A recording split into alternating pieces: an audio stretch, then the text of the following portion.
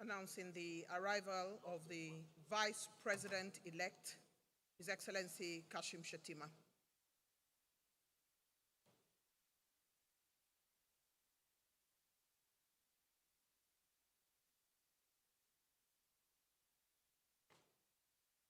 His Excellency Vice President-elect is making his way to his seat. We have found a bracelet here. If it's yours, please come forward for it. Announcing the arrival of His Excellency President Muhammadu Buhari.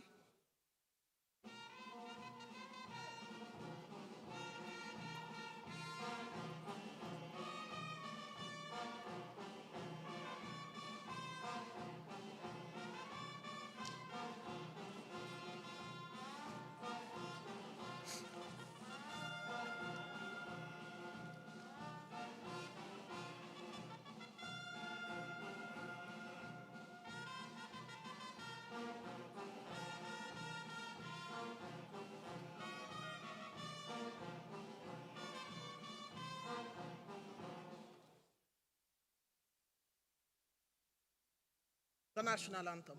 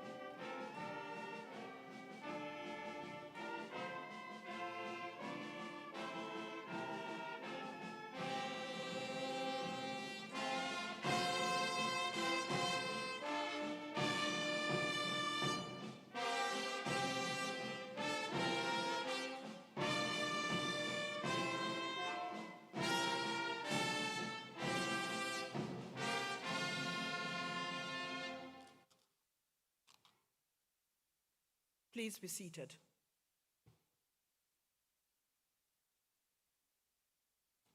Your Excellency, President Muhammadu Buhari,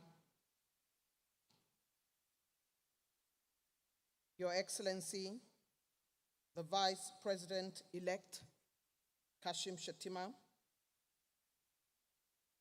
Your Excellency, the Deputy Speaker of the House, Right Honorable Wase, our esteemed inauguration lecturer, former President of Kenya, His Excellency Uhuru Kenyatta, Excellency Secretary to the Government of the Federation and Chairman of the Presidential Transition Council, Boss Mustafa, the Head of Service, ministers here present, top Nigerian government functionaries, top security apparatchik, the leadership of the APC ruling party, our revered traditional rulers, our esteemed speakers, His Eminence, Muhammad Sa'ad Abubakar III, the Sultan of Sokoto, my Lord the Catholic Bishop of Sokoto Diocese, Dr. Hassan Kuka,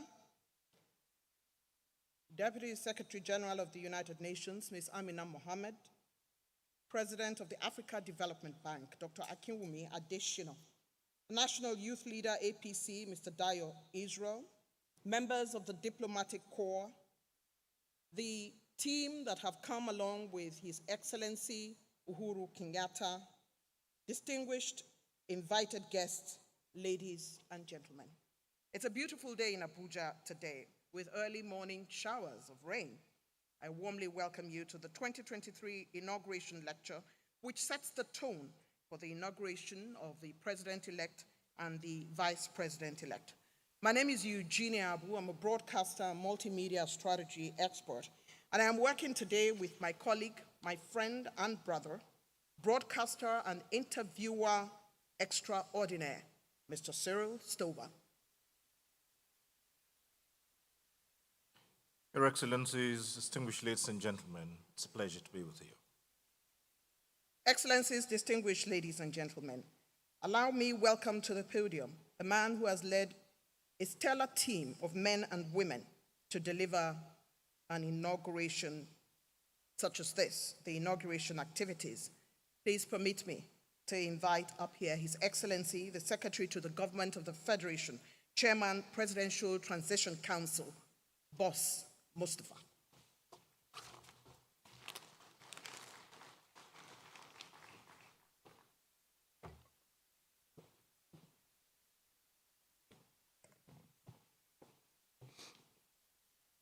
Your Excellency,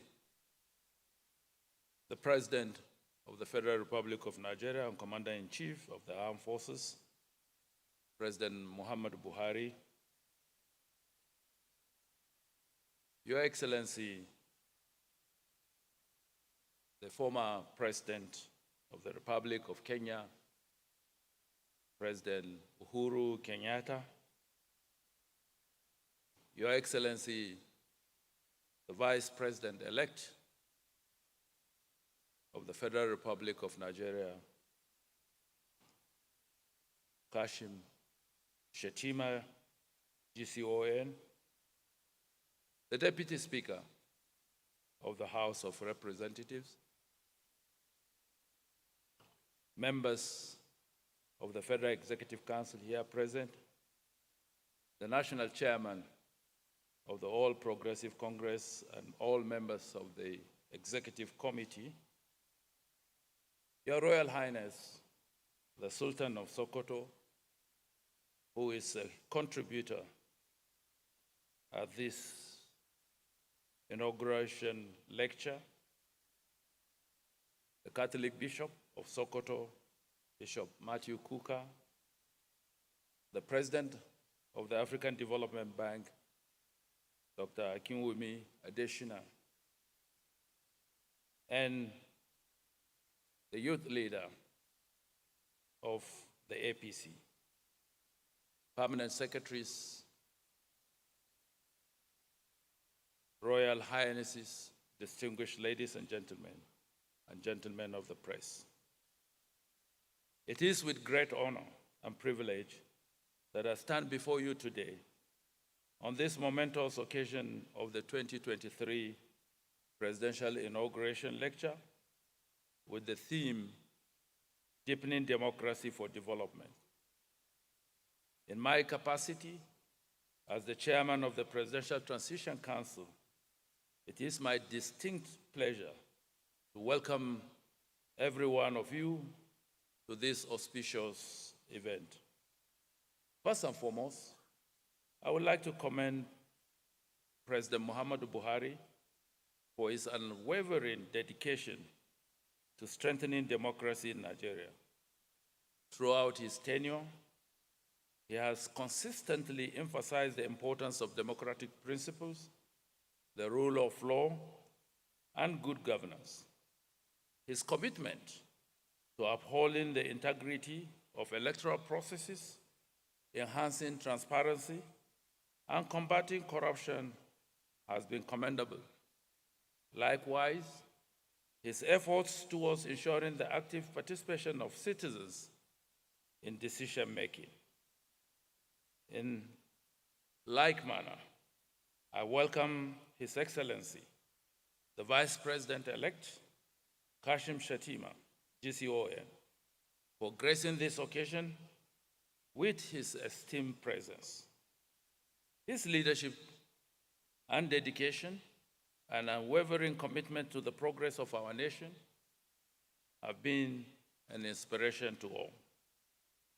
Furthermore, I extend a warm welcome to His Excellency, President Uhuru Kenyatta,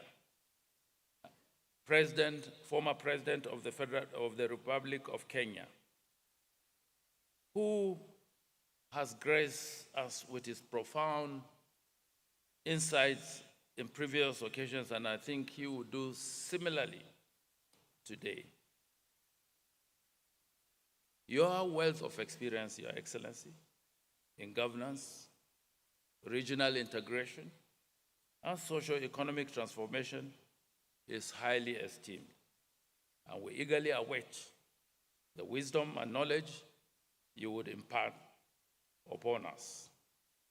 Undeniably, Nigeria has experienced deep divisions and polarizations exacerbated by politics, poverty, and illiteracy. Political, ethnic, religious, and other fault lines have strained the fabric of our society, threatening the very essence of our unity. We acknowledge the damaging influence of hate news, disinformation, and the propagation of divisive narratives which have sown seeds of discord and hindered our socio-political development. In the light of these pressing concerns, the theme of this inauguration lecture, Deepening Democracy for Development, assumes paramount significance. It is our firm belief that by embracing this theme, we can transcend the existing fault lines and foster a renewed sense of common purpose, understanding, and shared responsibility among Nigerians. The profound significance of this lecture lies in its power to illuminate the path we must continue to traverse as a nation, deepen our democratic values, and unlock the full potential of our developmental aspirations. It is an occasion that calls for introspection, evaluation, and concerted efforts to strengthen our democratic institutions, practices, and processes. This gathering represents the essence of our collective aspirations as we come together to discuss and reflect upon the path we have traversed and the road that lies ahead.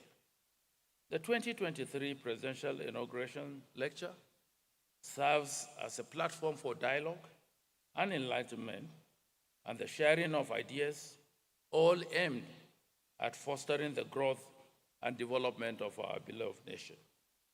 Today's program of events encompasses a wide array of topics that are pivotal to the progress and unity of our nation, from deepening democracy for development and integration to religious tolerance, economic growth, security, and youth inclusiveness. We have deliberately chosen these themes to provoke thoughtful conversations and generate actionable solutions. Through robust discussions and engagement, we hope to foster a collective vision for a better Nigeria. We are therefore honored to have in our midst an illustrious lineup of speakers, each a visionary in their respective fields, who have graciously accepted our invitation to share their wisdom and insight. As I mentioned earlier, we are privileged to have the former President of Kenya, His Excellency Uhuru Kenyatta, as our keynote speaker, who brings with him a wealth of experience and a profound understanding of the complex dynamics between democracy and development. We are equally delighted to have the esteemed Sultan of Sokoto, His Eminence, Muhammad Saad Abubakar III, CFR, MNI, and the Most Reverend Bishop Matthew Hassan Kuka, the Bishop of the Catholic Diocese of Sokoto, who will enlighten us on the crucial topics of religious tolerance and inclusiveness. Their words will serve as beacons of light, guiding us towards uniting a harmonious society where all Nigerians can coexist peacefully, regardless of their religious affiliations. Furthermore, we are honored to have Dr. Akinwumi Adesina, CON, the President of the African Development Bank, who will share his invaluable insights on further strengthening of our economy during the Tinubu years. His expertise and guidance will undoubtedly foster or steer us toward enhanced sustainable economic growth and prosperity. We are also privileged to have Ms. Amina Mohammed, GCON, Deputy Secretary General of the United Nations, who through a recorded message, will be sharing her deep understanding of the intersectionality between security and development. She will shed light on the path to achieving a secured and prosperous Nigeria. And finally, we have the youthful and esteemed Dio Israel, the national youth leader of the All Progressive Congress, who will emphasize the critical importance of youth inclusiveness in governance. His perspective will remind us of the immense potential that lies within our vibrant youth population and the need to improve them or empower them as catalysts for positive change. In conclusion, let us approach this inauguration lecture with open hearts and open minds, ready to embrace the wisdom shared by our esteemed speakers. May their insight ignite our imaginations, challenge our perspectives, and spur us to take bold and decisive actions that deepen our democracy and accelerate our journey towards sustainable development. May this inauguration lecture be the catalyst that propels us towards the Nigeria we continually envision, a Nigeria that thrives on democracy, embraces inclusivity, and realizes the aspiration of its people. Thank you once again, welcome, and God bless the Federal Republic of Nigeria.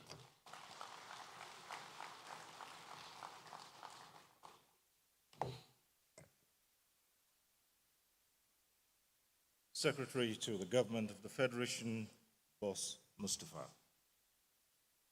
Your Excellencies, distinguished ladies and gentlemen, in 1999, Nigeria took a decisive step to return to democratic governance. 24 years down the line, the country is undergoing its 7th consecutive transition from one civilian administration to another. That, Your Excellencies, provides the platform for today's lecture, Deepening Democracy for Development and Integration. Let me take just a moment to tell you a bit about the keynote speaker. His Excellency Uhuru Kenyatta, CGH, is the 4th President of the Republic of Kenya. He served as President for 2 terms between 2013 and 2022. He had previously served as a Member of Parliament, Leader of the Opposition, Minister for Local Government, Deputy Prime Minister, and Minister of Finance. Former President Kenyatta's presidency was underpinned by a commitment to economic and social transformation, national unity, good governance, regional integration, and intra-Africa trade. Under President Kenyatta's leadership, Kenya consolidated its position as a leader in climate change, the blue economy, and digital technologies that emerged Nairobi as a regional hub for major international organizations and corporations. In addition, from 2021 to 2023, Kenya served a 2-year term as a non-permanent member of the United Nations Security Council. Following the promulgation of a new constitution in 2010, His Excellency Kenyatta presided over the rolling out of an ambitious program to restructure the Kenyan state involving large-scale political, fiscal, and administrative decentralization. During his last term, His Excellency Kenyatta was chair of the African Union Peace and Security Council and the Summit of East Africa Community Heads of State. In addition, he was the chair of the African Leaders Malaria Alliance, a coalition of African Union heads of state and government to drive accountability and action for results against malaria.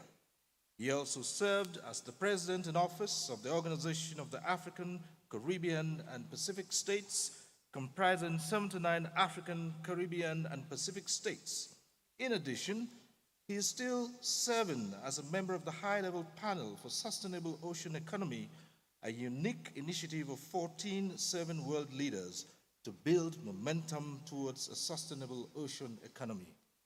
While still in power, His Excellency Kenyatta served as a global leader for the Young People's Agenda under the UN-led Generation Unlimited Initiative, Gen U, which seeks to ensure that by 2030, all young persons aged 10 to 24 are in school, training, or employment. In July 2022, before his retirement from the presidency, the former president was endorsed as Global Champion for Africa Adaptation Acceleration Program by world leaders.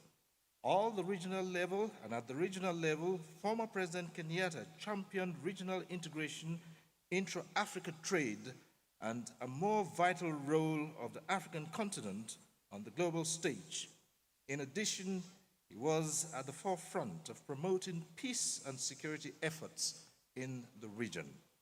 Following his retirement from presidency in August 2022, His Excellency Kenyatta was appointed as the East Africa Community Facilitator of the Nairobi Process Inter-Congolese consultations aimed at restoring peace, security, and stability in the eastern part of the Democratic Republic of Congo. The former president also serves as a special envoy for the Horn of Africa and Great Lakes region, alongside 3 other mediators appointed to spearhead the Ethiopia-Tigray AU-led peace talks. Your Excellency, distinguished ladies and gentlemen, let me at this point humbly invite His Excellency Uhuru Kenyatta, CGA, the keynote speaker at today's inauguration lecture, to now deliver his lecture. Your Excellency.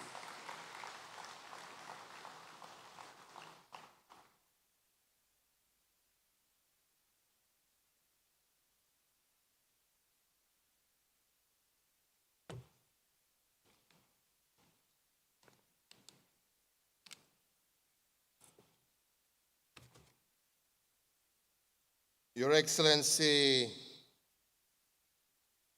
Muhammadu Buhari, President of the Federal Republic of Nigeria and Commander-in-Chief of the Armed Forces, Your Excellency Vice President-elect Senator Kashim Shettima, all elected leaders here present,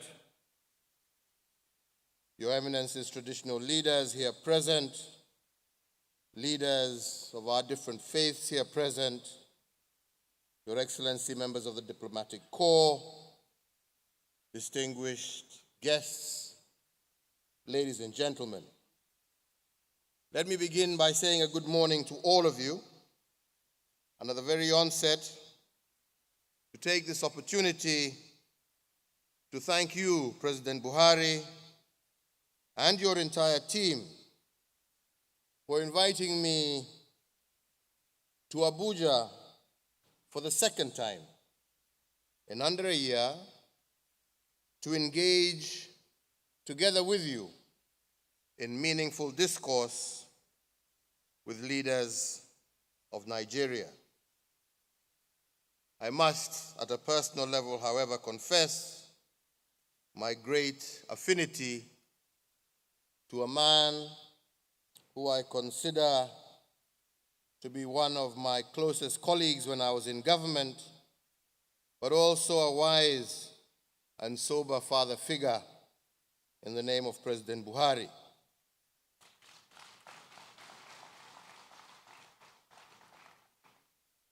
Indeed, as a son who retired before the father, I look forward to welcoming you to the very exclusive club of former African presidents, a club that remains exclusive because it only admits members who have willingly retired from office.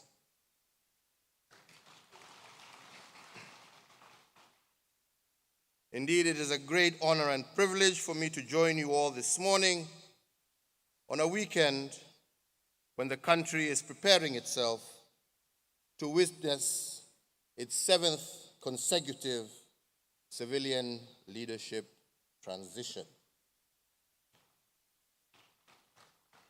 Your Excellencies, this is not a moment to be taken for granted. And to this end, I must take this opportunity to extend my most heartfelt and sincere congratulations to the people of Nigeria for choosing yet again to walk the more difficult path, to look past the challenges of a difficult election, and to embrace the learnings that come from a maturing democracy. In every high-stakes contest, there will always be those who emerge victors and also those who will end up being losers. What has set Nigeria apart from many nations on our continent today is that its leaders have chosen to disappoint the naysayers and the prophets of doom, and have opted instead to express their political differences within the framework of a constitutional order.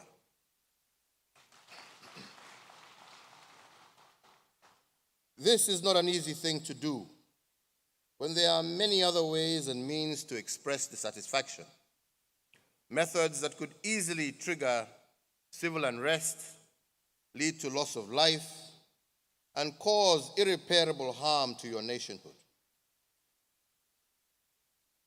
In the unlikely event that no one has mentioned it to you, let me say it today, that Nigeria is a country blessed with a generation of great leaders, both inside and outside of the government, be they in Aso Rock, in Lagos, or Anambra. I salute you all for steering the nation peacefully up to this milestone moment. Your Excellencies, ladies and gentlemen, I was invited here to speak on the topic of deepening democracy for development, a subject that remains close to my heart, and it is my hope that you shall permit me to speak freely and to say things as they are, so that you can glean the most from my own experiences and observations as a former head of state. Experiences that not only celebrate success, but that equally acknowledges challenges. And I want to speak to you not as a Kenyan speaking to Nigerians, but as one African speaking to fellow Africans. Your Excellencies, ladies and gentlemen, the last set of African nations to attain self-rule and independence from the shackles of colonialism and apartheid was 33 years ago in 1990, when Nelson Mandela and Sam Nujoma took the reins of their respective countries.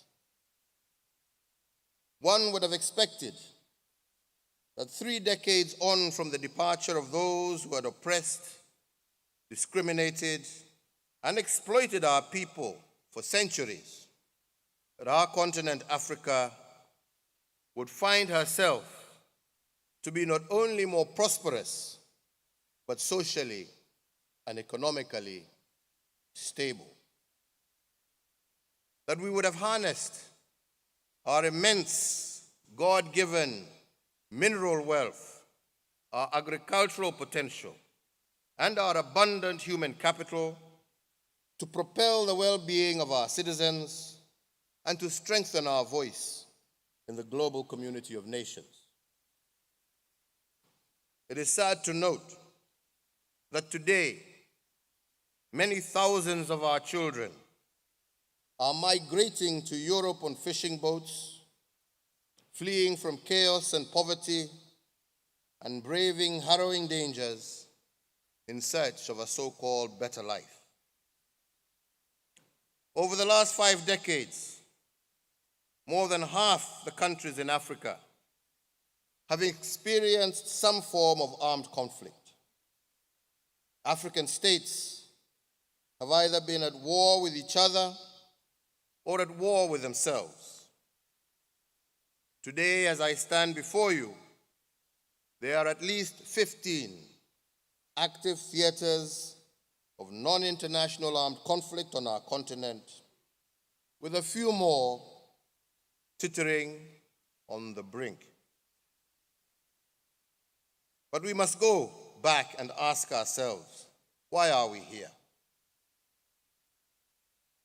We must remember that when our borders were carved up in European boardrooms in the late 1880s, our societies were torn apart by boundaries that do not reflect how we would have chosen to organize ourselves. Traditional kingdoms were split or destroyed in their entirety. Those who shared common languages and other fraternal bonds found themselves on different sides of arbitrary borders. And in some cases, the colonialists imposed one community to superintend over others as part of their divide and rule strategy that would allow them to govern indirectly. In very few parts of Africa was any border drawn to accommodate religious and ethnic homogeny. As a consequence, we found ourselves inside countries that were somewhat a mixed bag. But I believe, as some would say, that you deal and live with what you're dealt with and make the most of it. Why do I say so? I say so because these differences, in and of themselves, are not fatal. They only become toxic if we as a people let them. We must start to see strength in our diversity if we are really serious about assuming our rightful place in this world as Africans. And why do I mention this? Because it is important to understand the genesis of most of these conflicts and what impact they have on our development trajectory as a continent. We must strive to identify the natural fissure lines existing within our societies that make it so easy for conflict to thrive and for democracy to be undermined. Against this backdrop, we can drill down to what I feel and believe are the three fundamental issues that are so easily weaponized to the detriment of our democratic growth.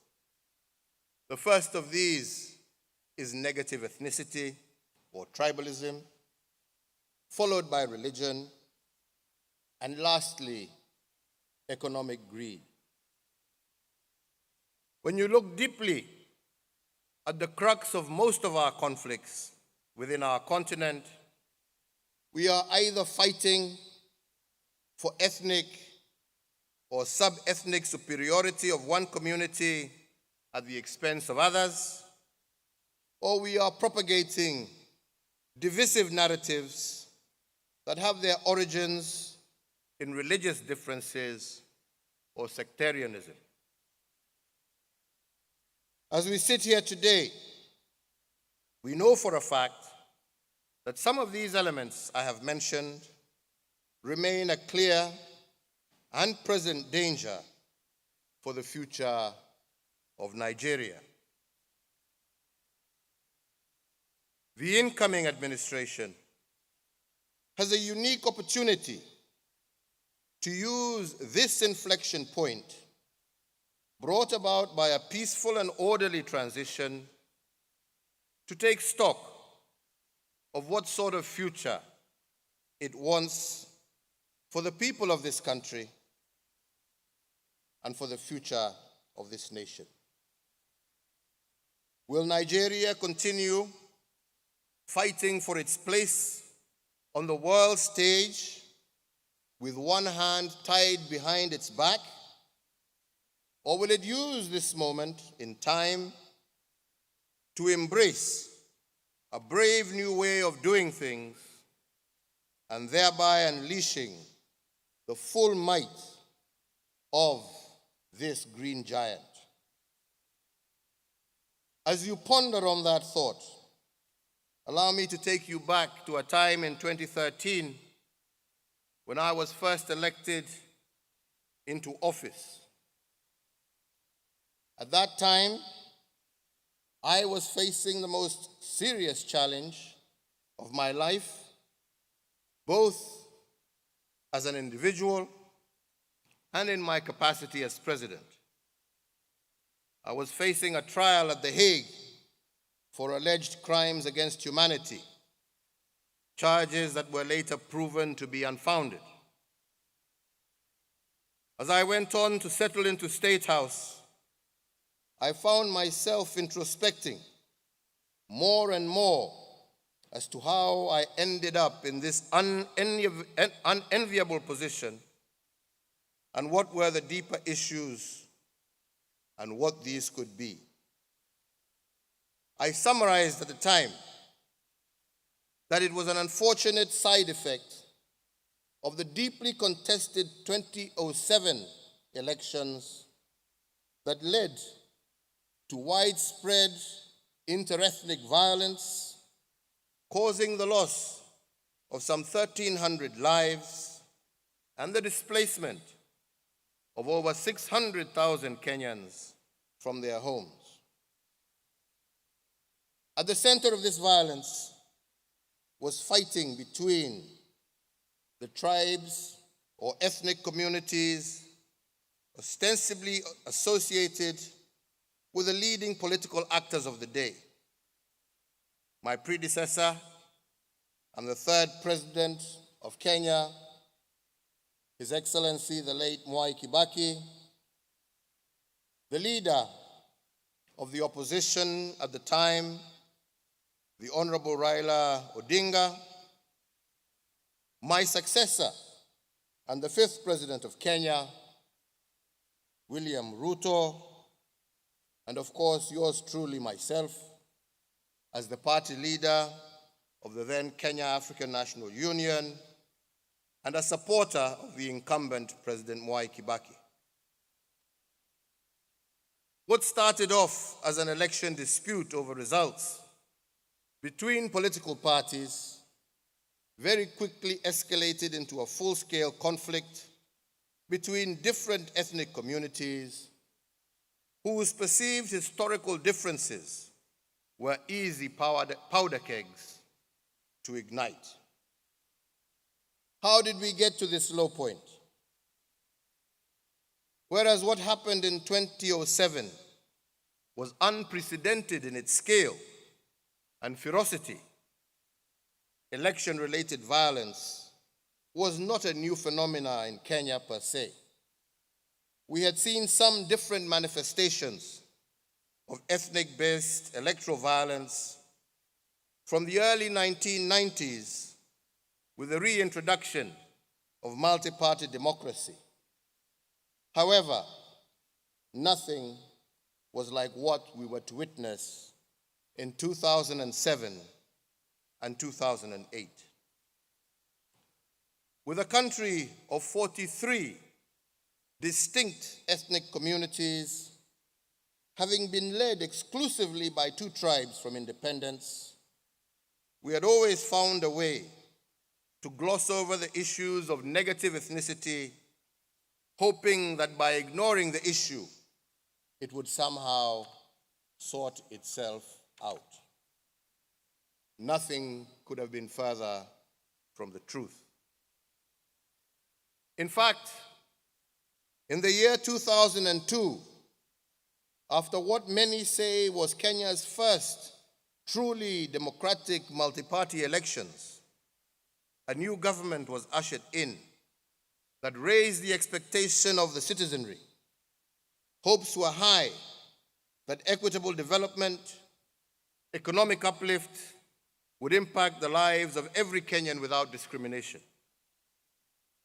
During this brief honeymoon phase, the country's economy boomed, with Kenya posting a real GDP growth rate of 6.9% at the close of 2007. However, trouble was brewing, and the coalition in power started to strain at the seams. The feeling that electoral promises on the distribution of political power among different communities were not being honored all came to the fore. The differences came out in the open when the first attempt was made at a constitutional referendum in 2005. The government-sponsored referendum bill was resoundingly rejected by we who were in the opposition, and unfortunately the stage set for a monumental fight in the run-up to the 2007 election. When the election came round, it seemed that the perfect trifecta had formed. The inequalities in development became more and more difficult to ignore. The feelings of some communities that they had been excluded from the national agenda or outrightly subjugated by the government of the day was palpable. All that was needed to ignite the situation was a closely contested election. And when that came, the tinderbox was lit. The rest, as we say, is history, and unfortunately the start of one of the darkest moments in Kenya's independent era. When the dust had settled, Kenya thereafter was to experience its most profound constitutional moment yet. The fear of a return to violence created the much-needed environment for constitutional reforms that would transform the system of governance from that of a powerful central government to that of a devolved system of governance. The premise of the reforms was to find a way to guarantee equitable distribution of development across the entire country as a matter of right and not by dint of any political privilege.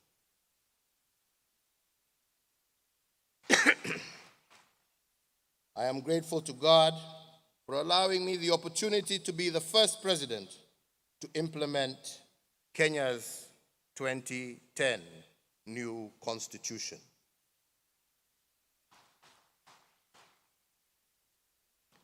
However, that said, the years following the passage of this historic new constitution, the underlying issues around ethnic inclusion at the national level did not fade away.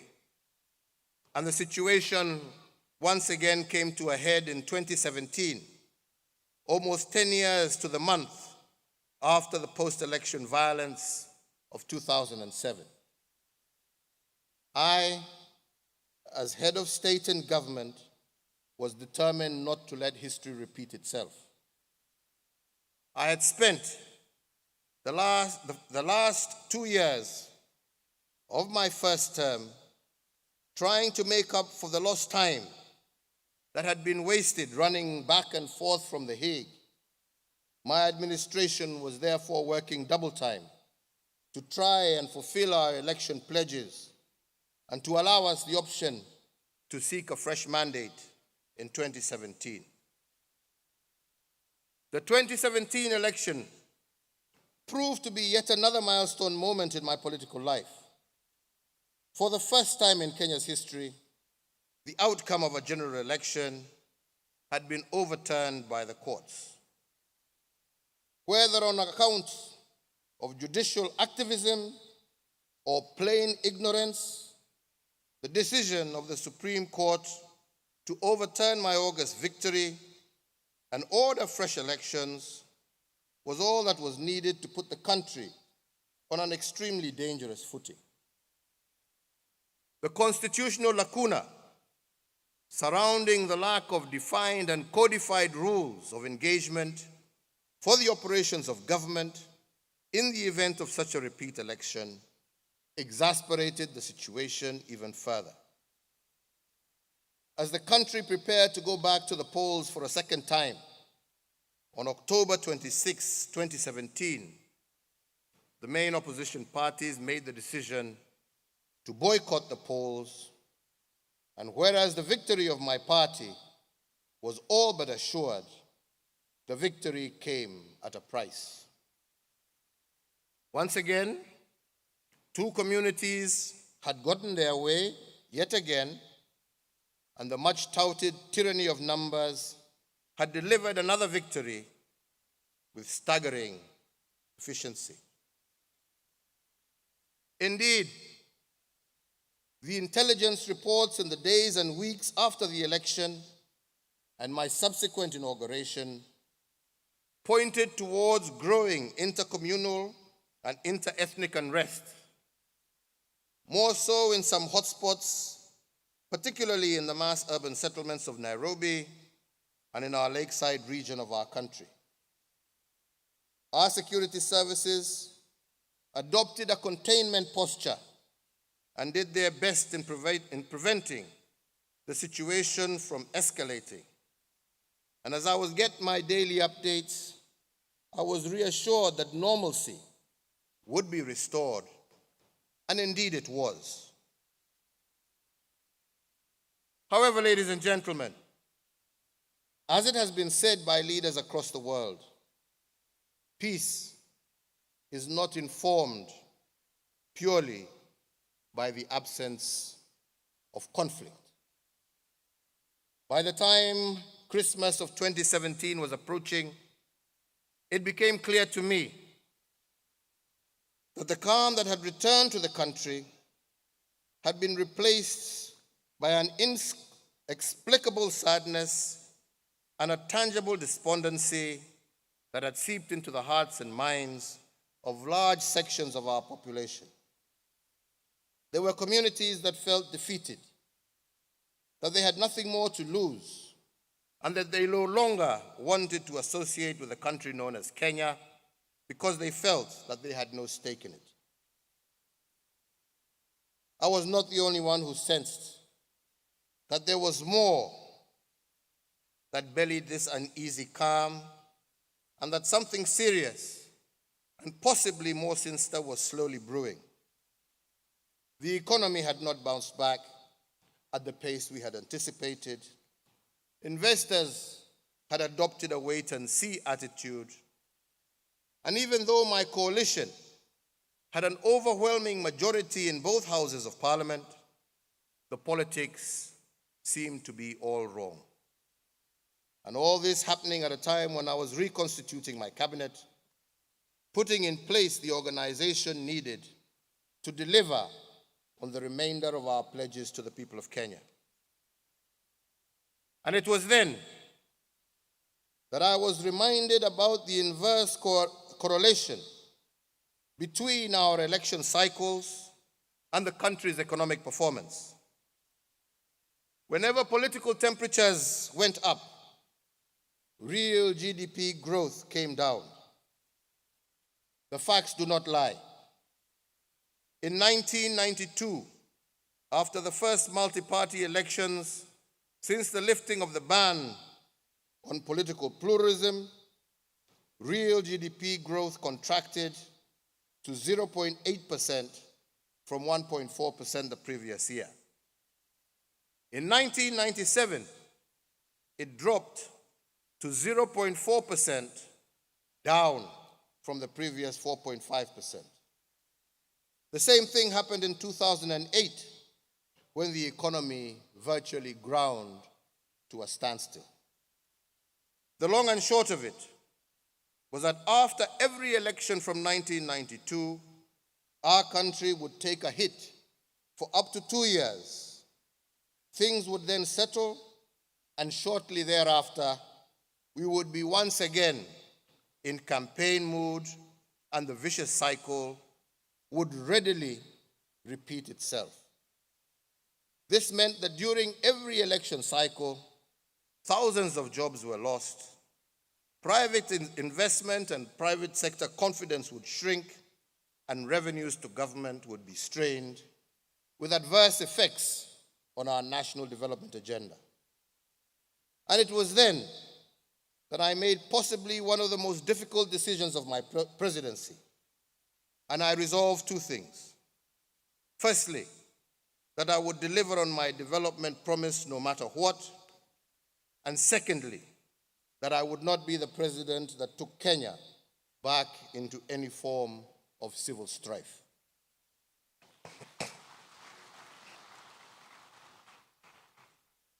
Your Excellencies, ladies and gentlemen, it was not weakness that led me to seek out the leader of the opposition at the time, the Right Honorable Raila Odinga. It was the appreciation that it was not about him, but rather the people whom he represented.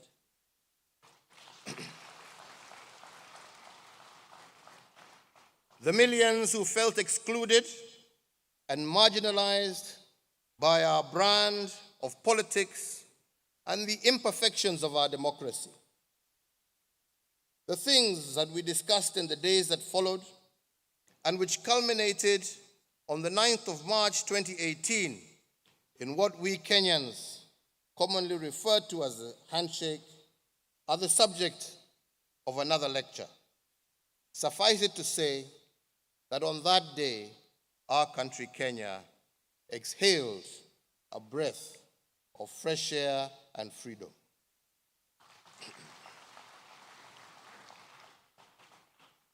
The dialogue that began was about what we needed to do to make Kenyans feel included in the affairs of their nation. It was about how we could strengthen devolution to deliver on what the framers of our Constitution had intended. It was about how to make every Kenyan, from large or small communities, feel like the government was theirs. We recognize that when stripped down to its most rudimentary form, Kenya was simply an amalgamation of different ethnic communities trying to coexist peacefully within the borders that we found ourselves in. We recognize that for Kenya to endure as an indivisible nation, a winner-takes-all situation was not sustainable over the long term, and that the structures and organization of government would need to rethink to accommodate the realities of who we really were deep down.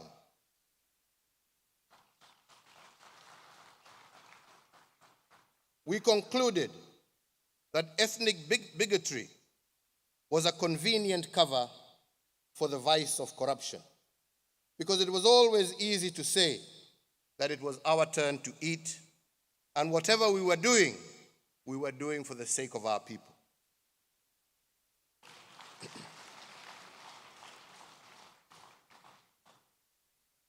Even as the country sighed in relief after the handshake, the weight did not lift from my shoulders, for I now had the arduous task of taking and carrying along with me on this journey those who had benefited from the previous status quo.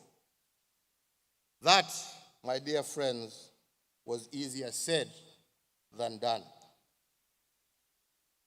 Many of those from my political strongholds could not comprehend why any political concessions needed to be made to those from other political parties, more so because many of the proposals meant that the tyranny of numbers wielded by the larger communities would no longer be an assured path to absolute power. They would have to contend with a seat at a much bigger table alongside many more people. The hardliners in my camp would remain skeptical and would take any bump along the way as an excuse to tell me to initiate a course correction. I would ask them, where do you want us to go? Do you want our brothers and sisters back on the streets? Do we want to go back to tear gas and rubber bullets to be our only tools of persuasion? This I flatly rejected, and I said,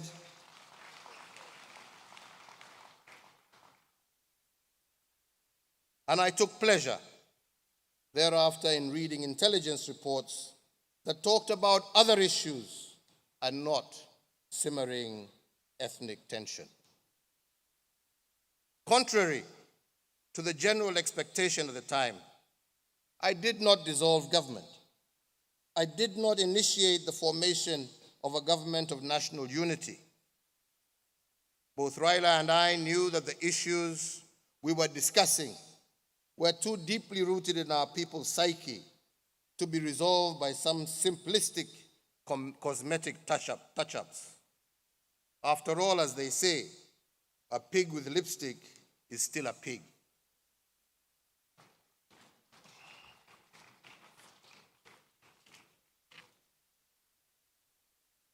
To some on both sides of the divide, the handshake was an inconvenient occurrence in the succession arithmetic.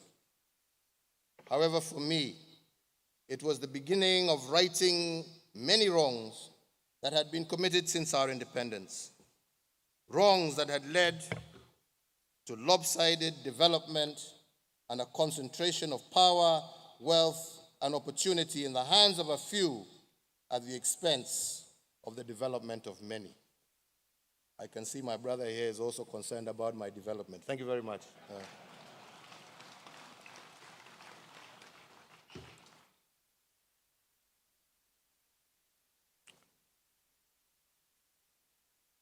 My decision to pursue an agenda of inclusivity bore fruits in many ways. In the period from 2018 up to 2022, Kenya recorded some of its fastest development gains. It was the togetherness of the Kenyan people that allowed my administration to steer the country through the difficulties of COVID-19 that ravaged both lives and livelihoods. It was the unity of purpose that allowed Kenya to play its rightful role in the international stage by securing a non-permanent seat at the UN Security Council and playing host to a multitude of international events. In 2022, it was this unity and sense of inclusion that allowed us to experience one of Kenya's most peaceful general elections while closing the year strong economically at a real GDP growth rate of 4.8%.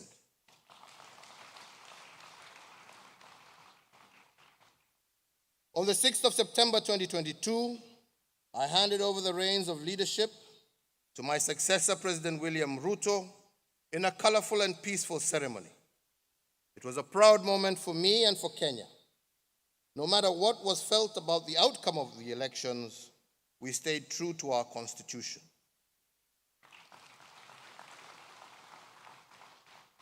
Although I completed my term in office, having not realized to my full satisfaction the agenda of de-risking Kenya's governance structures for the benefit of future generations, I remain committed to the cause because I feel that when we embrace inclusion, consultation, and consensus building in our politics, it only serves to improve the lives of our citizens. It is said that a day in politics is a very long time, and that politics remains the art of the possible. As I today settle into my retirement and shift my focus, time, and energy towards the peaceful resolution of conflicts on our continent, I remain alive to the fact that I must continue to play a part in fostering peace in my home country of Kenya.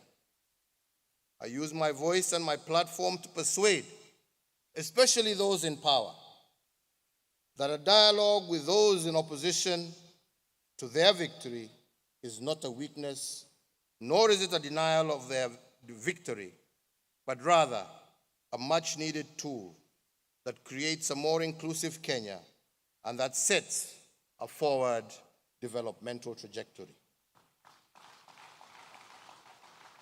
A trajectory that meets the expectations of all in our society. And I remind that the mentality of winner takes it all can only result in division and retardation of our national development agenda. Therefore, dear friends, as you celebrate victory of an election and prepare to inaugurate a new president, remember that your victory is not just about numbers, as Western democracies would have us believe, but that the real victory will be how you will reach out to all the voices in Nigeria and how every Nigerian, from Katsina in the north to Port Harcourt in the south, from Bambana in the west to Maiduguri in the east, how they will all feel included in your victory and see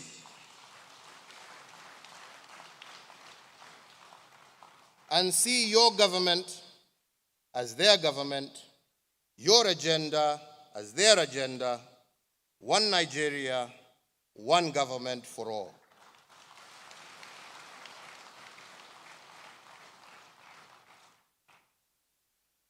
And if I may address His Excellency, the President-elect, President Tinubu, through you, Your Excellency, Vice President-elect, I speak to you as a brother, but also as an elder statesman in leadership. The contest is now over, and the hard work of building a prosperous and unified Nigeria now begins.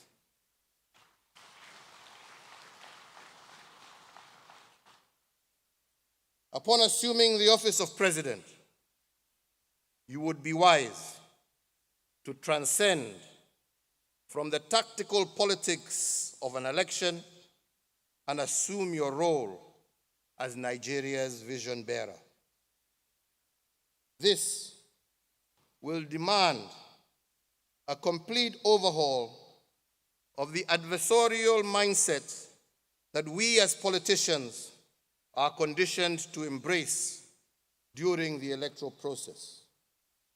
As president, you must learn very quickly to lead those who love you and those who loathe you with equal passion and commitment, because you are now the father of all.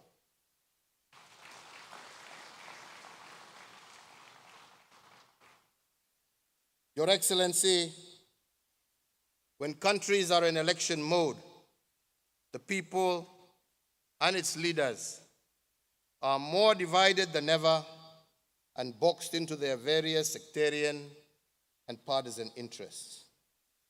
However, when you are the head of state and you take command of the country's armed forces, you become the embodiment of the sum total of the many different ethnic groups, religions that make up your country, and you become the symbol of unity. Indeed, you become the face of Nigeria.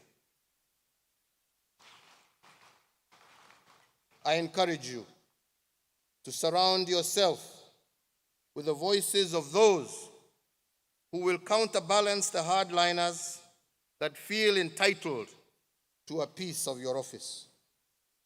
You will lose nothing and gain everything by reaching out across the political, ethnic, and religious lines to those who may feel aggrieved by your victory in one way or another. Please allow them to exhale and be part of your vision for a greater Nigeria.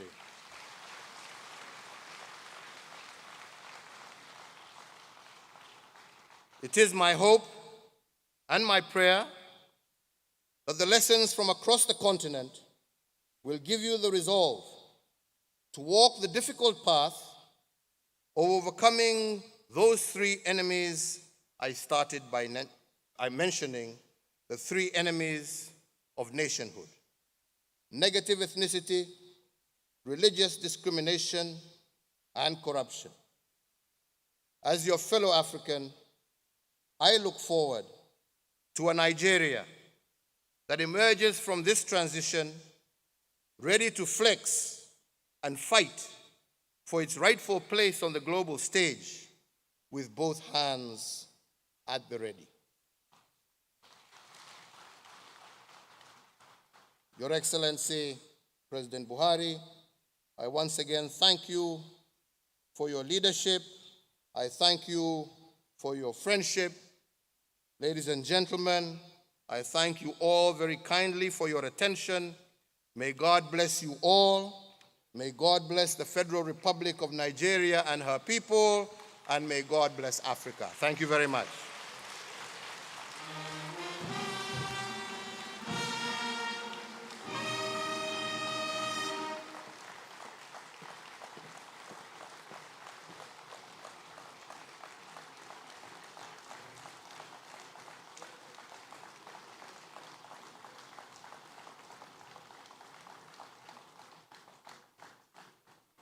Thank you very much. It is about the people we represent. Deploying clarity, erudition, great elocution with thought-provoking nuggets, His Excellency President Uhuru Kenyatta, the presidential inauguration keynote speaker, has defined what it means to be a speaker of note. We thank him for bringing his cerebral nature, challenge of multi-party, his experience, issues of governance, conflict resolution, power of inclusion, the issue of vision bearing, and what needs to be brought to the table. Analytical and incisive, a truly worthy speaker, a respected statesman. We thank you, Your Excellency. Asante Sana. Thank you so very much indeed. It's time now to bring forward speakers who will bring different perspectives. And it's time to invite Mr. Cyril Stover to do the honors. Cyril? Thank you, Eugenia. Your Excellencies, distinguished ladies and gentlemen, in a moment, we'll be listening to a contribution titled Religious Tolerance and Inclusiveness. Let me take a moment to talk about the contributor.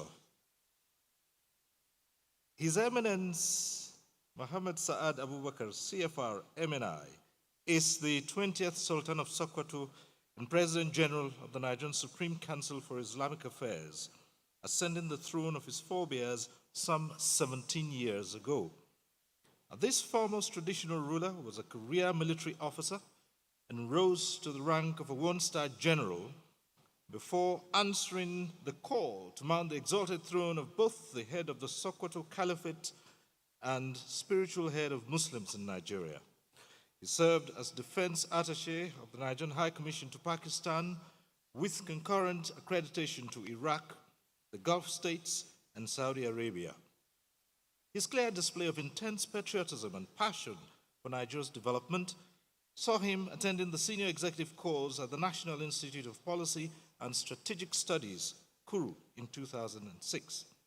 Presently, he serves as co-chair of the Nigeria Interreligious Council, a body established to provide religious and traditional leaders with a platform to contribute to national cohesion and promote greater interaction, as well as better understanding among the leaders and their followers in the country. Your Excellencies, distinguished ladies and gentlemen, may I now respectfully invite His Eminence Muhammad Saad Abubakar III, CFR, Sultan of Sokoto, to deliver his paper.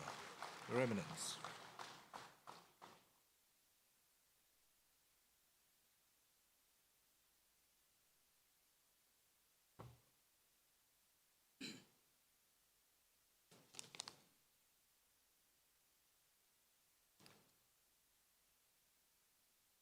أعوذ بالله من الشيطان الرجيم بسم الله الرحمن الرحيم وصلى الله على النبي الكريم. Your Excellency, the President, Commander-in-Chief of the Armed Forces, President Muhammadu Buhari, GCFR, who is living in a couple of hours on a very, very high note and much healthier and looking much fresher despite all the odds and the tension. The Vice President-elect, Hashim Shettima, GCON,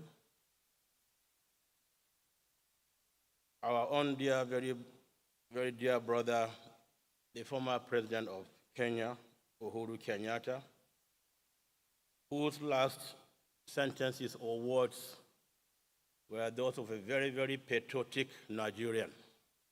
We thank you for your comments, and we believe those who have ears must have heard you very, very clearly. I must recognize my co-contributors to this inaugural lecture, and of course, the owner of Ife, my own very dear brother, the co-chairman of the National Council of Traditional Rulers, and other distinguished leaders of this our great country. I greet you all in the best form of greeting. Assalamu alaikum wa rahmatullahi wa barakatuh. We've just had a very, very interesting topic given to us by highly experienced and respected elder statesmen in our great continent, Africa, and the world. When you are called to speak after such a very eloquent lecture telling us what his experiences have been and are still going on in his dear country and Africa, and given the topic to speak on religious tolerance and inclusiveness, and also knowing and taking note that yesterday at the National Mosque we had a lecture which captured all the ingredients, or most of the ingredients, of religious tolerance and inclusiveness. I believe I shouldn't be saying much on that religious tolerance. Tolerance is what we have been working on the last 16 years as co-chairman of NAREC, together with the president of CAN, and I believe the SGF in the last 5, 6, 7 years had been the anchor and the arrowhead of our activities, so he knows a lot, and the government too knows a lot about our works for religious tolerance and understanding in this great country, Nigeria. So I will deviate a little bit, but not too off, because most of the things I'm going to say, if you put them together with what the former president of Kenya said, you'll find a lot of similarities. So I crave your indulgence to patiently listen in the next 8, 9, 10 minutes of my presentation, even though I was given 15 minutes. We all know why we have democracy. And we call democracy a government of the people, by the people, for the people. And such democracy we are supposed to practice or to have is to ensure development, peace and stability of our people. And without development, without peace and stability, there's no democracy. And you can't have democracy when you don't have good leaders to practice that democracy. So leadership is of utmost importance if you want to really practice democracy, move the country forward to the greatest heights. So I'll briefly talk about some of the things that I'm so very familiar with, what leadership is all about, because there's need for us to look at what we should do. I'll skip a lot of sentences or comments that people might not understand. But I want to start by expressing our deep gratitude to Almighty Allah subhanahu wa ta'ala, the Most High, for making it possible to witness the 7th consecutive democratic transition of power in our great country, Nigeria, without any major hitch or crisis. This in itself is a significant achievement in which both the winners and those who did not win, I don't call them losers, those who won and those who did not win share in the credit. The lecture from our distinguished speaker has been well conceived and delivered, and I believe we've all heard him. Our task here is to see how we can enrich the conversation by broadening the perspectives and propounding advice to the incoming administration of our great country on ways to improve on governance and development in an atmosphere of peace and security. Coming from a tradition of good governance that is informed by an intellectual tradition, which itself is an heir of a long tradition of governance going back to the empires of Ghana, Mali, and Songhai, perhaps my contribution should dwell on the writings of our forefathers who established the Sokoto Caliphate over 200 years ago. Being scholars, these leaders have left behind over 350 different works between the three prominent figures. I'll just provide some few snippets to take us through this short presentation. On the necessity of government, for example, Sultan Muhammad Bello said, "It is certainly known that if it were not for the power of rulers, no person would have been safe in his house, let alone in the wilderness. Nor would it be permissible for any person to collect tax, and the interest of the public would not have been preserved. For this reason, it becomes necessary to appoint a supreme leader and his deputies, such as the prime ministers, the governors, and the judges of all the regions of the earth, so that the interest of religion and leadership may be maintained and the proper order of the entire world be established. If it were not for the authority of state, many people would have been killed before they could kill a single man who is legally condemned to death when they seek to obtain their rights from each other without a force to protect them. Rulers in our case are those who have been elected to govern us, govern our country or our states at both the federal and state levels, should see leadership as a trust from God, for which they have to ultimately account to him, as Sheikh Abdullah bin Fodio said. Verily, political power is a vicegerency from Allah and a stewardship from God's apostle. How great then its dignity and how heavy are its burdens. If the leader follows the path of righteousness, piety will take ascendancy over his worldly desires. If he goes astray, his piety will fall victim to worldly lust. Therefore, fear God. Know that every soul shall have a taste of death, and you shall receive your full recompense on the day of judgment. Leadership is also a service to the people. As Sheikh Uthman Danfodio said, seeing to the welfare of people is more effective than the use of force. It has been said that the crown of a leader is his integrity, his stronghold is his impartiality, and his wealth is that of his people. There will be no triumph with transgression, no rule without learning, and no leadership with vengeance.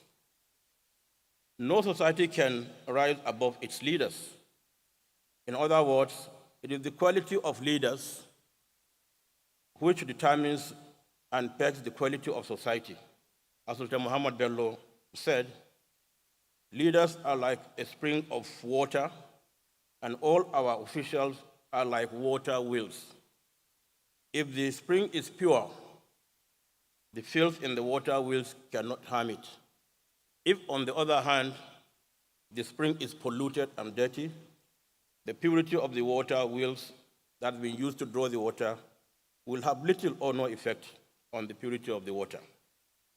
Leaders still need to be very careful in the appointment of officials, and Sheikh Uthman bin Fodio said, the first support is on upright wazir, that is a prime minister or a deputy over the state, who wakes him, the leader, who wakes him up if he sleeps.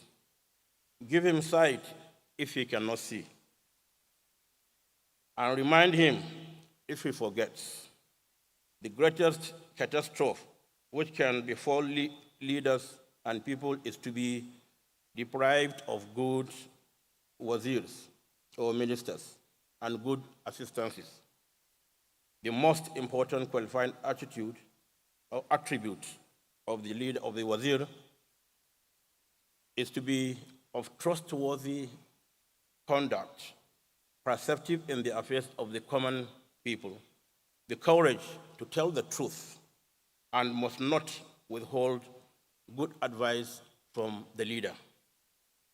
Muhammad Bello has a piece of advice to these officials in his Usul Siyas, one of his very famous books, where he wrote, the happiest leader is he whose subjects are happy with him, and the most unfortunate leader is he whose subjects are miserable under him. So beware of injustice, for your workers are imitating you. If you commit injustice, you will be like the animal in a green pasture, which eats so much that it becomes so fat, and that fatness is the cause of its destruction, as it will be slaughtered and eaten, unquote.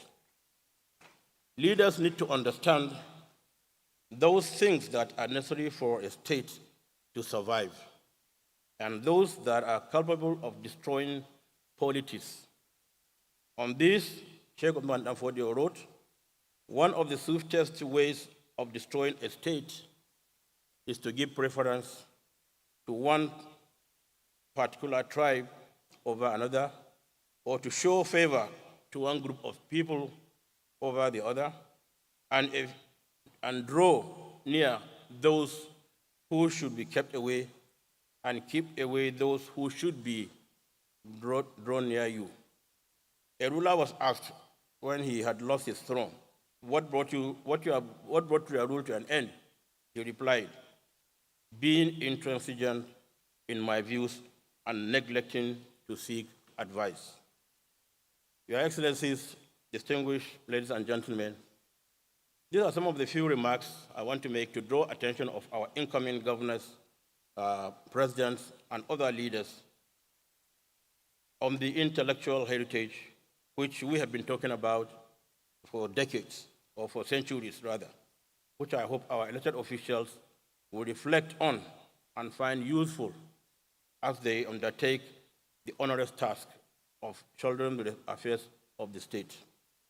I should also draw your attention to levels of poverty and ignorance in the land, and ignorance in the land only made worse by the rising population of this country, which is estimated by the United Nations to be well over 400 million by 2050, which will make Nigeria the third largest populated country in the world after India and China. As political leaders, you need not only think of the next election, but also, and more importantly, think of the next generation. I leave you with these thoughts and pray for God's guidance, wisdom, and patience for our leaders to take our country to the highest height, and may we have peace and stability in our great country, Nigeria, and as we wish our incoming government most of the Allah's blessings in all what they do to take our country to the promised land, we call on all and all to give support, prayer, and stay in peace. And may Allah subhanahu wa ta'ala reward all of our leaders for what they have done for our country, and may He bring peace and stability. As I also leave you in peace, I say, wassalamu alaikum wa rahmatullahi wa barakatuh.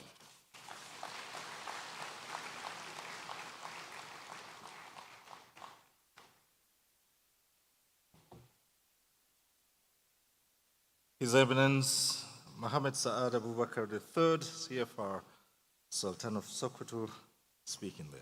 Your Excellencies, distinguished ladies and gentlemen, now with a different perspective on the same topic, religious tolerance and inclusiveness, is the contribution of Bishop Matthew Hassan Kuka, a religious cleric of repute, an author of distinction, an irrepressible social critic, and an unrepentant advocate of social justice, equity, and a better society at home and worldwide.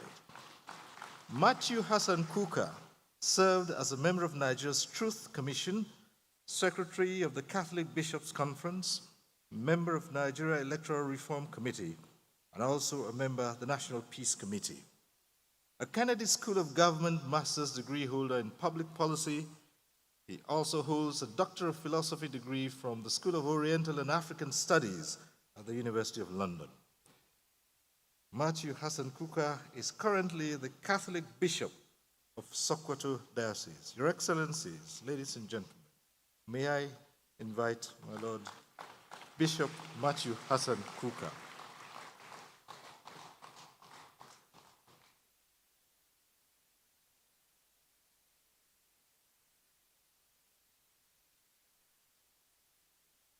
Your Excellencies, Mr. President and the Vice President and our brother, friend, the former President of Kenya, other distinguished ladies and gentlemen, I'm sure that many of you may already be nervous as to what Bishop Kuka is going to say.